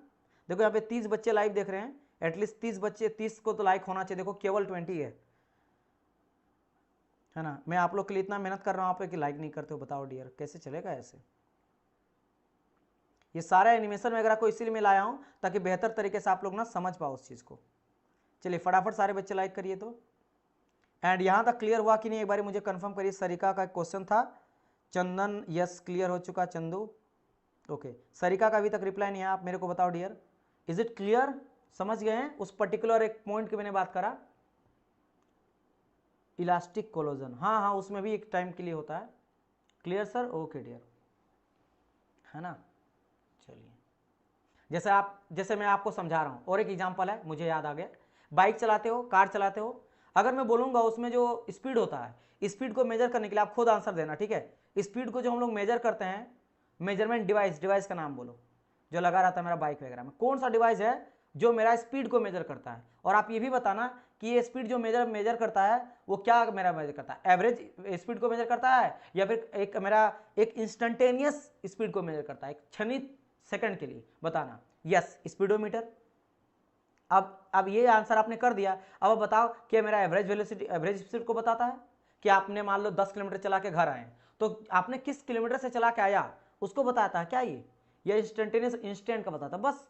तो वो एक पर्टिकुलर इंस्टेंट में आपने देखा कि अच्छा अभी मैं चला रहा हूँ 45, तो आपने अभी तो 45 किलोमीटर पर आवर से चल रहा है, तो क्या आप इतना ही से पूरा चलाए? नहीं ना, वो आप एक सेकंड पहले भी चेंज हुआ था, बाद में भी चेंज होगा उस पर्टिकुलर पॉइंट में। उसी तरह पॉइंट आएगा जब कोलिजन करेगा तो फ्रिक्शन होगा, उस टाइम में फ्रिक्शन की वजह से, वाइब्रेशन की वजह से जो हीट गया एक बॉडी से दूसरे बॉडी में, उसमें आपका कंडक्शन हुआ है, जो स्टार्टिंग में ही देखने मिलेगा ड्यूरिंग दी आपका टकराना, ड्यूरिंग दी कोलिजन, ठीक है, instant. Yes clear, very nice. चलिए ये भी क्लियर हो गया, ओके। अगर यहां तक क्लियर आपका हो गया, now we are going to discuss about the heat conduction in gas. अब देखो आपको कई सारा अदर भी प्रॉपर्टी के बारे में रिलेट करना पड़ता है टेम्परेचर के साथ। अभी हम लोग बात किए थे टेम्परेचर के साथ वेलोसिटी का, और टेम्परेचर के साथ मतलब कि अगर मेरा टेम्परेचर बढ़ रहा है तो इसका मतलब थर्मल कंडक्टिविटी बढ़ेगा, और अगर टेम्परेचर बढ़ रहा है तो वेलोसिटी भी बढ़ेगा। लेकिन इसके साथ साथ कई सारा और भी चीज आपको यहाँ पे पूछा जाएगा। ओके डियर, सभी का मुझे मिल गया, सुलभ शक्ति, विकास, सरिका, है ना, सुवेंद्र, ठीक है, सभी का, चंदू की सर क्लियर है। ओके नाउ अब बात करते हैं कुछ और चीजों का। जैसे अगर आपको पूछा जाए, देखो ये सब के बारे में, जैसे थर्मल कंडक्टिविटी तो आप जान ही गए, टेम्परेचर बढ़ने से थर्मल कंडक्टिविटी बढ़ता है ना। अब यहाँ पे बात करते हैं कि अगर मेरा टेम्परेचर बढ़ता तो स्पेसिफिक हीट का अगर कहा जाए तो हीट क्या था? स्पेसिफिक हीट मैंने आपको समझा था कि 1 डिग्री, है ना, 1 डिग्री टेम्परेचर को मान लो 1 kg गैस के 1 डिग्री सेल्सियस को बढ़ाने के लिए जितना हीट रिक्वायरमेंट पड़ता है उसको कहा जाता है स्पेसिफिक हीट। फिर से सुनो, 1 kg ऑफ गैस के 1 डिग्री सेल्सियस के टेम्परेचर को राइज करने के लिए जितना हीट का रिक्वायरमेंट पड़ता है उसको बोलते हैं स्पेसिफिक हीट। भाई स्पेसिफिक का मतलब तो आपको पहले ही पता है, मास से डिवाइड कर देते हैं। जितना भी केजी हीट है उसको मास से, मतलब छोटा क्यू का बात कर रहे हैं, जब बड़ा क्यू को मास से डिवाइड कर देते हो ये मेरा बन जाता है स्पेसिफिक हीट, यानी यूनिट हीट। तो यूनिट हीट यानी कि यूनिट डिग्री सेल्सियस को बढ़ाने के लिए यूनिट केजी, यूनिट मास का, ये मेरा क्या है? गैस है। तो अगर गैस मेरा 1 kg है, उसका 1 डिग्री सेल्सियस को बढ़ाने के लिए कितना हीट चाहिए, हीट कितना चाहिए होगा, हीट एनर्जी, उसी को बोलते हैं स्पेसिफिक हीट। तो ऑब्वियसली बात है टेम्परेचर बढ़ेगा तो स्पेसिफिक हीट भी बढ़ेगा। अगर बात करेंगे किसके बारे में? Kinematic viscosity. तो काइनेमेटिक विस्कोसिटी भी टेम्परेचर के बढ़ने के साथ साथ मेरा ये बढ़ता है। विस्कोसिटी क्या था? रेजिस्टेंस टू फ्लो, जो उसको फ्लो को रोकता है। तो अगर टेम्परेचर बढ़ा तो विस्कोसिटी भी बढ़ता है ना, ठीक है। चलिए अब यहां पे बहुत सारे बच्चों को कंफ्यूजन हो जाएगा, सर हाउ, क्योंकि जिसको भी पता है फ्लूइड में अगर आप पढ़े होंगे कि विस्कोसिटी, तो कहा जाता है सर रेजिस्टेंस टू फ्लो, जो हम लोग देखते हैं पूरा फ्लूइड में पढ़ते हैं कि सर रेजिस्टेंस टू फ्लो मतलब क्या था? जो पानी होता है वो लेयर बाय लेयर चाहता है, वो लेयर बाय लेयर ले चढ़ता है। और हम लोग देखते हैं प्रोफाइल कैसे बनता है, कुछ मेरा प्रोफाइल कैसे बनता है, कुछ इस तरह से प्रोफाइल बनता है कि जैसे जैसे ऊपर की ओर जाते जाएंगे मेरा वेलोसिटी इस तरह से बढ़ते हुए जाएगा, राइट, लेयर बाय लेयर। मतलब पानी भी एक लेयर को रोकता है, जैसे नीचे में देखो ऑलमोस्ट जीरो है वेलोसिटी ऑलमोस्ट जीरो है, और यहाँ पे आप बोल सकते हैं ऑलमोस्ट वेलोसिटी जो है वो मैक्सिमम पहुंच गया है, तो बात आता है सर किसके? क्योंकि गैस का बात कर रहे हैं, ध्यान देना। इन केस अब अगर मैं बोलूंगा टेम्परेचर बढ़ने से तो डायनेमिक जो विस्कोसिटी होता है वो फिर यहाँ पे क्या होता है? घटता है। लेकिन यहाँ पे ये होता है डायनेमिक विस्कोसिटी। क्या सबको इसके बारे में पता है कि नहीं? Dynamic viscosity. लेकिन काइनेमेटिक विस्कोसिटी मेरा क्या होता है? यहाँ पे बढ़ता कैसे, क्यों, समझो। अगर आप फ्लूइड पढ़े भी हो फिर भी आपको पता होगा, फिर भी नहीं पढ़ा होगा, तो मैं आपको समझा रहा हूं, है ना। फ्लूइड में भी इसी तरह से हम करते हैं कि भाई साहब मजा ही आ जाता पढ़ने में एकदम। देखो समझना मेरी बात, समझते हैं कि आखिर सर कैसे ये होता है। तो जब मैं बात करता हूँ गैस का, तो गैस पार्टिकल क्या होता है ये समझाता हूँ मैं आपको, वही प्रैक्टिकल एग्जांपल जिससे आप बेहतर तरीके से समझ पाओ। चलो मैं समझ लो कि एक मेरा फील्ड है, एक क्रिकेट का स्टेडियम है, इंडिया में बहुत क्रिकेट शब्द कोई देखता हो, ये बात अभी चल रहा है IPL। तो ये सारे क्या है, मेरा स्टेडियम है और ये सारे सीट्स हैं, सारे में ना लगभग मान लो लाखों है ना, जानते हो 90,000, 80,000, 1.5 लाख, 1,20,000 शायद स्टेडियम है जिसमें मैक्सिमम है। ईडन गार्डन तो अब बीट हो गया, शायद एक नरेंद्र मोदी करके नाम अपने खुद रख दिए PM जी, है ना, को नाम से बहुत प्यार है। तो क्या कर दिए हैं कि सबसे ज्यादा स्टेडियम में भरा हुआ आदमी है यहाँ पे, ठीक है। अच्छा, अब मैं यहाँ पे क्या करूंगा, मेरा बात समझना। अब यहाँ पे एक गेट है मेरा, समझना, ये मेरा एक गेट है, स्टेडियम है, 90,000, 80,000 आदमी है, ये गेट है, एक सिंगल गेट है। एक गेट से मान लो 20 आदमी मेरा निकलता केवल। अब हड़कंप मच गया कि बीच में कोई गन लेके आ गया, है ना, गन लेके आ गया या कोई फायरिंग कर दिया, फिर कुछ इस तरह से, है ना, कुछ ऐसा हो गया कि कहीं धमाका हो गया। अब सबको निकलना है। अगर ये धमाका नहीं होता तो ये 20 आदमी करके ना धीरे धीरे सब कोई निकल जाता, 1 घंटा टाइम लगता है, लेकिन सारे के सारे ना सारे बाहर हो जाता। मान लो अब 1 घंटा में मान लेते 10,000 बच्चा निकलता है, 10,000 मान लो भीड़ है, निकल जाता। लेकिन अगर यही बताया जाए कि गन लेके आदमी धमाका हो गया कुछ, अब ये सारे ना एक बार में सोचेंगे 100 आदमी निकलने का, अब क्या होगा बताओ, बताओ क्या होगा, इनका मौसम स्पीड हो जाएगा या फिर स्लो हो जाएगा। तो आप बोलेंगे सर ये तो स्लो हो जाएगा। अब जो 1 घंटा लगेगा ना उसको खाली करने में स्टेडियम को, हो सकता है इस स्टेडियम को 1 घंटा खाली करने में 4 घंटा लग जाए, पूरा दिन लग जाए, हड़कंप मच जाएगा, सब चाहेगा हम पहले जाएंगे, हम पहले जाएंगे, कोई मानेगा ही नहीं। सेम होता है गैस में। तो गैस में क्या होता है कि गैस रहा ये का पार्टिकल, गैस का पार्टिकल ये रहा। अच्छा, एक और एक एग्जांपल क्या है मैं आपको पहले समझाता हूं, देन यहां तक आता हूं। जैसे अगरबत्ती घर में जलाए हो, पता अगरबत्ती जो होता है ये जैसे गैस में जाके मिल जाता है हवा में, और हवा का स्पीड ना बहुत ज्यादा होता है ना, गैसेस का स्पीड बहुत ज्यादा होता है, बहुत फास्ट होता है, तो जलता। लेकिन आपको कुछ देर के बाद, जैसे अगरबत्ती अगर अभी मम्मी जलाई तो सामने से जाके ले तो तब तुरंत आता है, आपको 1-2 मिनट लगता है तब जाके आपको कहीं तक दूर तक पहुंचता है, जबकि उसका स्पीड तो बहुत अच्छा होता है। इतना स्पीड होता है कि लवा आपका 1 मिनट में कम से कम 10 किलोमीटर चल जाना, इतना स्पीड रहता है। फिर उतना टाइम क्यों लगता है भाई साहब, उतना टाइम इसलिए लगता है ना, अब समझना कि क्या है, ये मेरा गैसेस है, और जैसे मैं हीट दिया ना, क्या किया, जैसे मैं हीट प्रोवाइड किया, ये बेचारा आपस में ना और उछल जाता है। वही बात है, भीड़ में आपस में टकराने लगता है ये, क्योंकि हीट मिला तो इसका वेलोसिटी बढ़ जाता है, क्योंकि according to kinetic theory of gases कहा था कि kinetic theory directly proportional to temperature, मतलब कि अगर टेम्परेचर बढ़ेगा तो गैसेस का वेलोसिटी भी बढ़ेगा। अभी जस्ट मैंने कहा था कि velocity directly proportional to temperature. तो क्या होता है, ये आपस में ना बहुत ज्यादा मूवमेंट करने लगता है, ये इससे टकराएगा, ये इससे टकराएगा, ये इससे टकराएगा, ये इससे टकराएगा, ये इससे टकराएगा, ये इससे कोई भागम भाग देखा है, मुझे अचानक याद आया भागम भाग, वही हाल है। ये खुद ही इतना टकराएगा ना कि एक जगह दूसरी जगह जाने में बहुत टाइम लग जाएगा, है ना, एक जगह से दूसरी जगह जाने में बहुत टाइम लग जाता है। इसी के वजह से कि जब टेम्परेचर बढ़ा तो विस्कोसिटी, विस्कोसिटी क्या था, रेजिस्टेंस टू फ्लो, रेजिस्टेंस तो होना तो ये चाहिए कि आप अगर मान लो लिक्विड में बात करेंगे, सर कि मेरा सॉलिड है, क्या आइस है, आइस है, आइस में सर जैसे मैं टेम्परेचर दूंगा तो ये मेरा क्या होगा, ऑब्वियसली बात है विस्कोसिटी घटेगा, मतलब ये जल्दी फ्लो करेगा। भाई विस्कोसिटी बढ़ना मतलब समझ रहे हो कि नहीं, कि स्लो मूव कर रहा है, स्लो मूव। ये विस्कोसिटी फ्रिक्शन जैसा है, फ्रिक्शन जैसा है, फ्रिक्शन जैसा, फ्रिक्शन जैसे क्या करता है, मोशन को रोकता है, तो इसी तरह ये मेरा फ्लूइड के मोशन को रोकता है।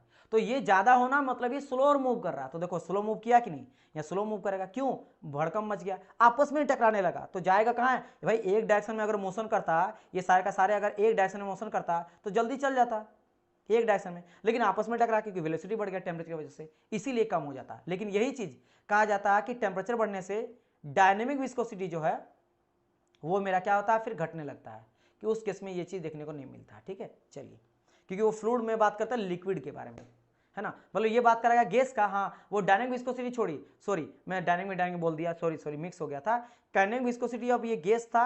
अगर कोई लिक्विड के बारे में बात करेगा, चाहे दोनों, जब डायनेमिक विस्कोसिटी बोले लिक्विड का या काइनेटिक विस्कोसिटी बोले लिक्विड का, वो मेरा क्या होता है, कम ही होता टेम्परेचर के बढ़ने से, क्योंकि लिक्विड है ना, लिक्विड के केस में क्या होता है कि मान लो अभी थोड़ा सा रुका हुआ है, थोड़ा जमा हुआ है, जैसे मान लो डलडा का तेल देखो, डलडा आप जानते हो ना, तेल होता है, वो जम जाता है, अब उसको जैसे गर्मी दोगे बढ़ने लगेगा, फ्लो करने लगेगा, तो विस्कोसिटी घटा ना, तभी तो वो फास्ट मूव करने लगा, फास्ट मूव किया विस्कोसिटी घटा, किस केस में, लिक्विड के केस में, लेकिन गैस के केस में आपका ये बढ़ता, समझ गए।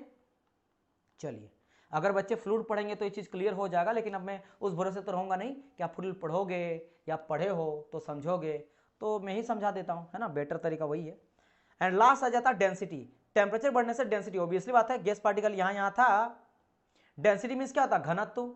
डेंसिटी इक्वल टू क्या था, मास अपन वॉल्यूम। एक पर्टिकुलर मास वॉल्यूम पे आयतन में कितना मास है, से मान लो थैला समझ लो, थैला मेरा इस तरह से का आयतन है, इसमें मेरा 10 पार्टिकल्स है, और इसी थैले में, सेम थैले में मैं क्या करता हूं, इस बारी 20 पार्टिकल डाल दिया, तो यानी इसका डेंसिटी क्या हो गया, ज्यादा हो गया, बस वही कहानी। घनत्व तो ज्यादा घना है, तो अगर गैस यहां पे है और हीट दिया तो दूर भागने लगेगा, तो दूर भागने लगेगा, दूर भागने लगेगा, दूर भागने लगेगा, कहीं इधर इधर चल गया। तो देखो इसके अंदर 10 था, अब 10 जो है ना, 10 में से आपका कुछ बाहर हो गया, मान लो 3 4 बाहर हो गया, तो 4 यहां से घट गया, तो डेंसिटी कम हो गया, बस खेल खत्म यहां से, राइट। ये चीज आपको पूछा जाता है, और ये ग्राफ भी आपको ना देखने को मिलता है क्वेश्चन, कई बार जो है ये ग्राफ देखने को मिलता है। ये क्या पूछा जाता है मैं आपको समझा रहा हूं किस ग्राफ में। ग्राफ में जो है वो रहता है, एक तरफ थर्मल कंडक्टिविटी है, यहाँ पे थर्मल कंडक्टिविटी है ना, के वाट पर मीटर केल्विन में, और एक तरफ का रहता है टेम्परेचर डिग्री सेल्सियस में। और आपको अलग अलग एयर का बोलेगा, बताओ थर्मल कंडक्टिविटी टेम्परेचर के साथ कितना बढ़ता है, टेम्परेचर के साथ, ध्यान देना, टेम्परेचर के साथ। गैस का ही बात करें यहां भी, दीज आर ऑल गैस, ये हाइड्रोजन है, ये हाइड्रोजन गैस है, this is your helium gas, helium gas, and this is your air. तो देखो क्या है ना, अगर मैं टेम्परेचर बढ़ा रहा हूं, मान लो यहाँ पे क्या लेते हैं, यहाँ पे कुछ मेरा 40 डिग्री सेल्सियस है, फिर मैंने 50 करा, फिर 60 करा, फिर 70 करा, फिर 80 करा, बढ़ते जा रहा, बढ़ते जा रहा, लेकिन देखो थर्मल कंडक्टिविटी मेरा बढ़ रहा, बट बहुत स्लो स्लो बढ़ रहा है। थर्मल कंडक्टिविटी मतलब जल्दी हीट को यहां से जाएगा नहीं, क्योंकि you know that it's a type of insulator. बात कितना कि मेरा एयर का थर्मल कंडक्टिविटी बहुत ही कम रहता है, क्योंकि एक तरह से इंसुलेटर है ना की तरह काम करता है, ठीक है, ओके, ये हो गया। लेकिन इसके बाद कहा जाता है हीलियम का, तो हीलियम का थोड़ा ज्यादा, देखो टेम्परेचर जैसे बढ़ा रहे हैं थर्मल कंडक्टिविटी थोड़ा बढ़ते जा रहा है, और हाइड्रोजन का सबसे ज्यादा होता है, इसीलिए हाइड्रोजन को आने वाला फ्यूचर का फ्यूल कहा जाता है, फ्यूचर का फ्यूल कहा जाता है, क्योंकि उसको हीट देने से उसका थर्मल कंडक्टिविटी बढ़ता है, वो जल्दी हीट को ट्रेवल करेगा, जल्दी हीट को पास करता है, तो इसीलिए हम लोग कहा जाता है आज के, वैसे तो जर्मनी वगैरह में ट्रेंड भी चलता है हाइड्रोजन का, और इंडिया में कई सारा, आप शार्क टैंक अगर आप देखे होंगे, शार्क टैंक में एक आया था शार्क, मतलब पीच दिया था, एक लड़का ही था आई थिंक, वो एक बनाया था कार जिसको हाइड्रोजन से चला रहा था, लेकिन वही चीज़ है कि अभी पॉसिबल नहीं है ना, आप ले लोगे उसको भी, लेकिन आप कहाँ मिलेगा आपको हाइड्रोजन, कहाँ टैंक मिलेगा, कहाँ पे भरवाओगे, वही दिक्कत आ जाता है। अभी यहाँ पे आ रहा जो इलेक्ट्रिक व्हीकल चार्ज करने के लिए देना मुश्किल हो रहा है, तो यहाँ तो गैस दूर की बात है।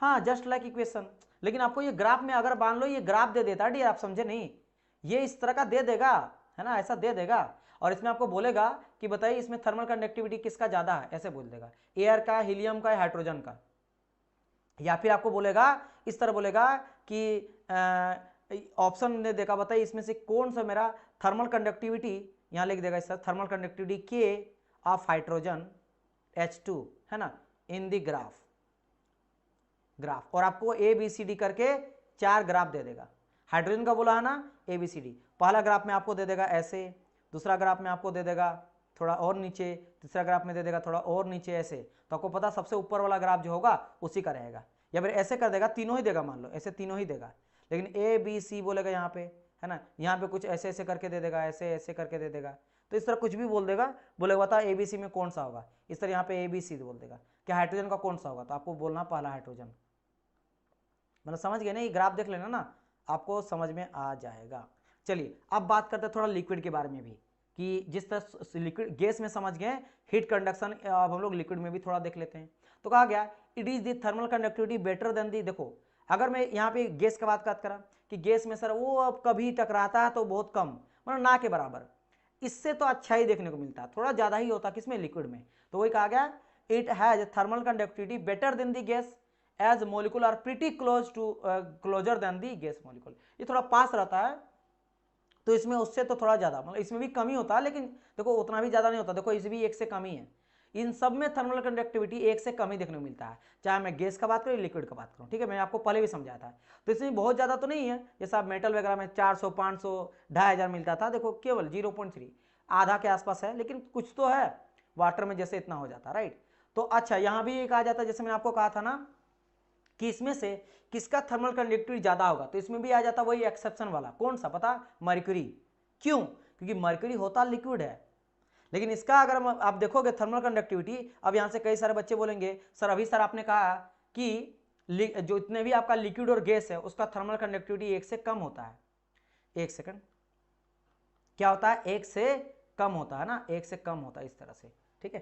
थर्मल कंडक्टिविटी 1 से कम होता है, लेकिन सर यहाँ 1 से ज्यादा है तो लिक्विड हो गया। भाई साहब मर्क्यूरी एक मेटल ही होता है, इट्स अ मेटल, ये कोई धातु नहीं है, सॉरी ये कोई लिक्विड नहीं, it's a metal, it's a solid.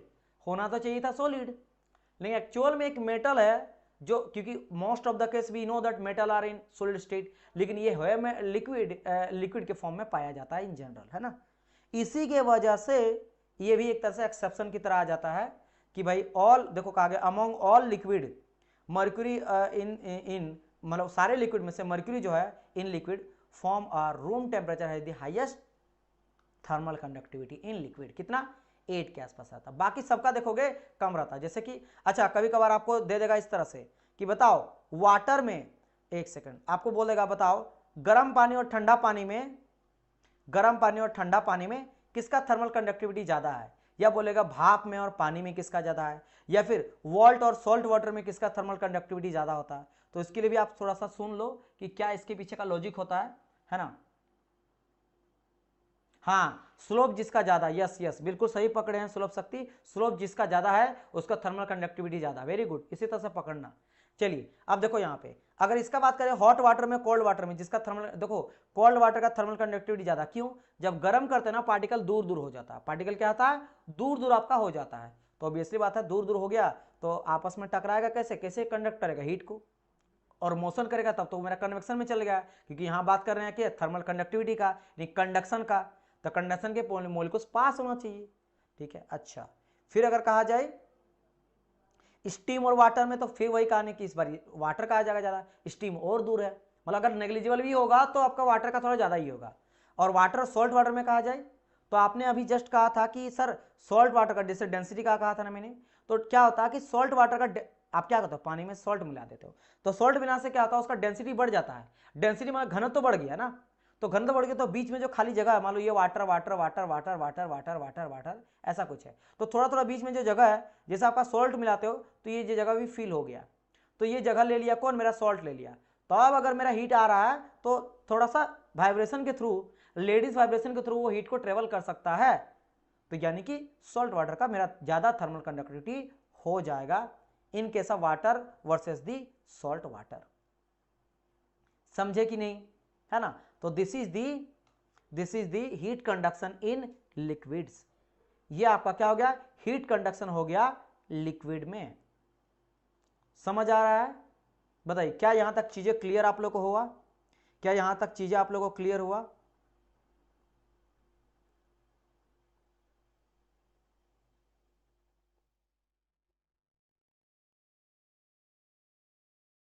Yes, हाँ, और साथ ही साथ सॉल्ट वाटर में आने से उसका फ्री इलेक्ट्रॉन भी इलेक्ट्रिक डिस्चार्ज भी बढ़ जाएगा, बिल्कुल सही आपने कहा, है ना। यस, तो दिस इज द रीजन। चलिए अब यहां पे मुझे अब स्टार्ट करना क्या? Fourier law of heat conduction. आखिर हम लोग ये जानना चाहते हैं कि कोई वॉल वगैरह है, कोई रेक्टेंगुलर वॉल है, तो आखिर उस रेक्टेंगुलर वॉल से एक जगह से दूसरे, जैसे देखो यहाँ पे हीट का ट्रेवल हो रहा है ना, तो ये आखिर मेरा हीट जो है ना, मान लो इधर से इधर जा रहा है, इस वाले में देख रहे हो इधर से इधर गया, कैसे ये मेरा हीट जाता है उसका क्या मैथमेटिकल डेरिवेशन है, हम लोग तो समझ गए कि कैसे जाता है, लेटिस वाइब्रेशन के थ्रू या फ्री इलेक्ट्रॉन के थ्रू, बट मैथमेटिकली कैसे, किस पे डिपेंड करता है, एरिया पे डिपेंड करता है, टाइम पे क्या डिपेंड करता है, क्या रिलेशन बनता है ना, उससे उसके बीच में क्या इक्वेशन फाइनली निकल के आता है, उसके बारे में डिस्कस करेंगे नेक्स्ट क्लास में, क्योंकि अगर मैं अभी इसको डिस्कस करने जाऊं तो it will take minimum 1 hour, क्योंकि सिर्फ यही नहीं बताना, इसके आगे का पूरा कहानी आपको समझाना है। Heat Fourier law, heat conduction समझेंगे, फिर ये पूरा का पूरा किस किस पे डिपेंड करता है, हम लोग रेट ऑफ हीट ट्रांसफर देखेंगे, हीट फ्लक्स देखेंगे, है ना, इन सब के बारे में समझेंगे। सर एक बार एच को बता दो, एच जी मर्क्यूरी को, मैंने कहा डियर कि देखो मैंने ये कहा कि चाहे लिक्विड का बात करूंगा या गैस का बात करूंगा, इन दोनों में थर्मल कंडक्टिविटी जो होता है 1 से कम होता है, 1 से क्या होता है मेरा? कम होता है। ऐसा क्यों होता है? क्योंकि मैंने कहा था कि लिक्विड और गैस जो है वो अधिकतर कन्वेक्शन के थ्रू हीट को ट्रैवल करता है ना, क्योंकि इसमें वाइब्रेशन मॉलिक्यूल का कम होता है, डायरेक्ट मोशन करने लगता है, तो बहुत ही कम हीट कंडक्शन होता है, राइट। लेकिन यहाँ पे एक एक्सेप्शन आ जाता है मर्क्यूरी, अब मर्क्यूरी का ज्यादा क्यों देखने को मिला, क्योंकि एक तरह से मेटल है, क्योंकि अभी हम लोग बात किए थे कि all metal have very good thermal conductivity. देखो कहां गया भाई, कहां गया, तो देखो यहां पे बात करा गया है, देखो all metal have very good conduction, heat conduction. Why, क्यों ऐसा होता है, क्योंकि हम लोग ये देखे थे कि मेटल जो होता है, मेटल में क्या पाया जाता है, आपका पाया जाता है फ्री इलेक्ट्रॉन बहुत ज्यादा, इसकी वजह से ज्यादा होता है। इसी के वजह से आपका मर्क्यूरी का जो है वो थर्मल कंडक्टिविटी ज्यादा है, समझ गए मेरी बात की नहीं, समझ गए, इसी की वजह से थर्मल कंडक्टिविटी ज्यादा है। लेकिन इसको रखा गया लिक्विड में, क्यों, क्योंकि सर मेटल है लेकिन पाया जाता है लिक्विड फेज में। आप मर्क्यूरी देखोगे, मर्क्यूरी कहां देखने को मिलता है, आपको देखने को मिलता है थर्मोमीटर। मेरे पास है थर्मोमीटर, लेकिन वो है मेरा डिजिटल। देखो आजकल जो है ना, वैसे अब मैं चेंज करके ना इस थर्मोमीटर को हटा दूंगा, कि कई बार मुझे इस चीज को समझाना पड़ता है। देखो मेरे पास जो थर्मोमीटर है वो डिजिटल थर्मोमीटर है ना, जैसे मैं दबाऊंगा देखो आवाज करेगा ना, अगर आपको सुनाई देगा माइक में मैं ले जाता हूं, क्या सुनाई दे रहा है, तो ये डिजिटल थर्मोमीटर, जैसे मैं दबाता हूं तो देखो यहाँ पे आ जाता है फ़ारेनहाइट वगैरह में, आई थिंक फ़ारेनहाइट में ही आता है, 8 डिग्री सेल्सियस में आ रहा है, ठीक है। चेंज कर सकते हैं, इसको डबल क्लिक करके रखेंगे तो फ़ारेनहाइट भी हो जाता है। तो यहाँ पे क्या होता है, मैं मुंह में या कहीं लगाऊंगा तो कुछ देर के बाद मेजर कर देता है। तो आप जो ये नहीं मैं बात करूंगा, जो आपका पहले ग्लास का आता, ग्लास में आ जाता ना ग्लास थर्मोमीटर, उसमें मर्क्यूरी डाला रहता है, उसमें आप इस चीज को चेक कर सकते हो, तो वही आपका होता है, वो एक तरह से लिक्विड होता है लेकिन होता है धातु है, मेटल है। हाँ, प्योर वाटर और सॉल्ट वाटर में बात कर लेता हूं मैं।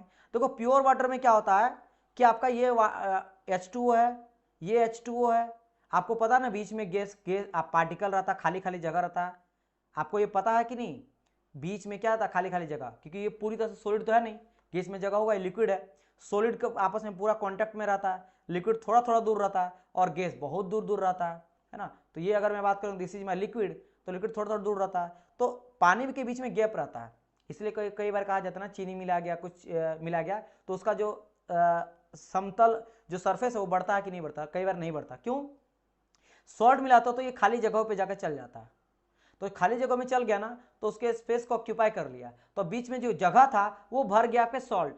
अब जो हीट है वो हीट सॉल्ट में जाएगा, हीट के थ्रू फिर वाइब्रेट करेगा और आपका पानी में जाएगा, इस तरह से हीट को थोड़ा ज्यादा कर सकता है। इसलिए सॉल्ट वाटर में वाटर के कंपेयर में ज्यादा थर्मल कंडक्टिविटी होता है, समझ गए, यानी पानी वाले नमक वाले पानी में, पानी वाला नमक में बोल रहा हूं, बात एक ही है।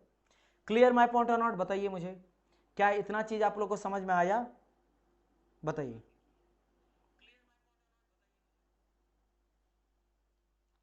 क्या ये चीज समझ आ गया आप लोग को,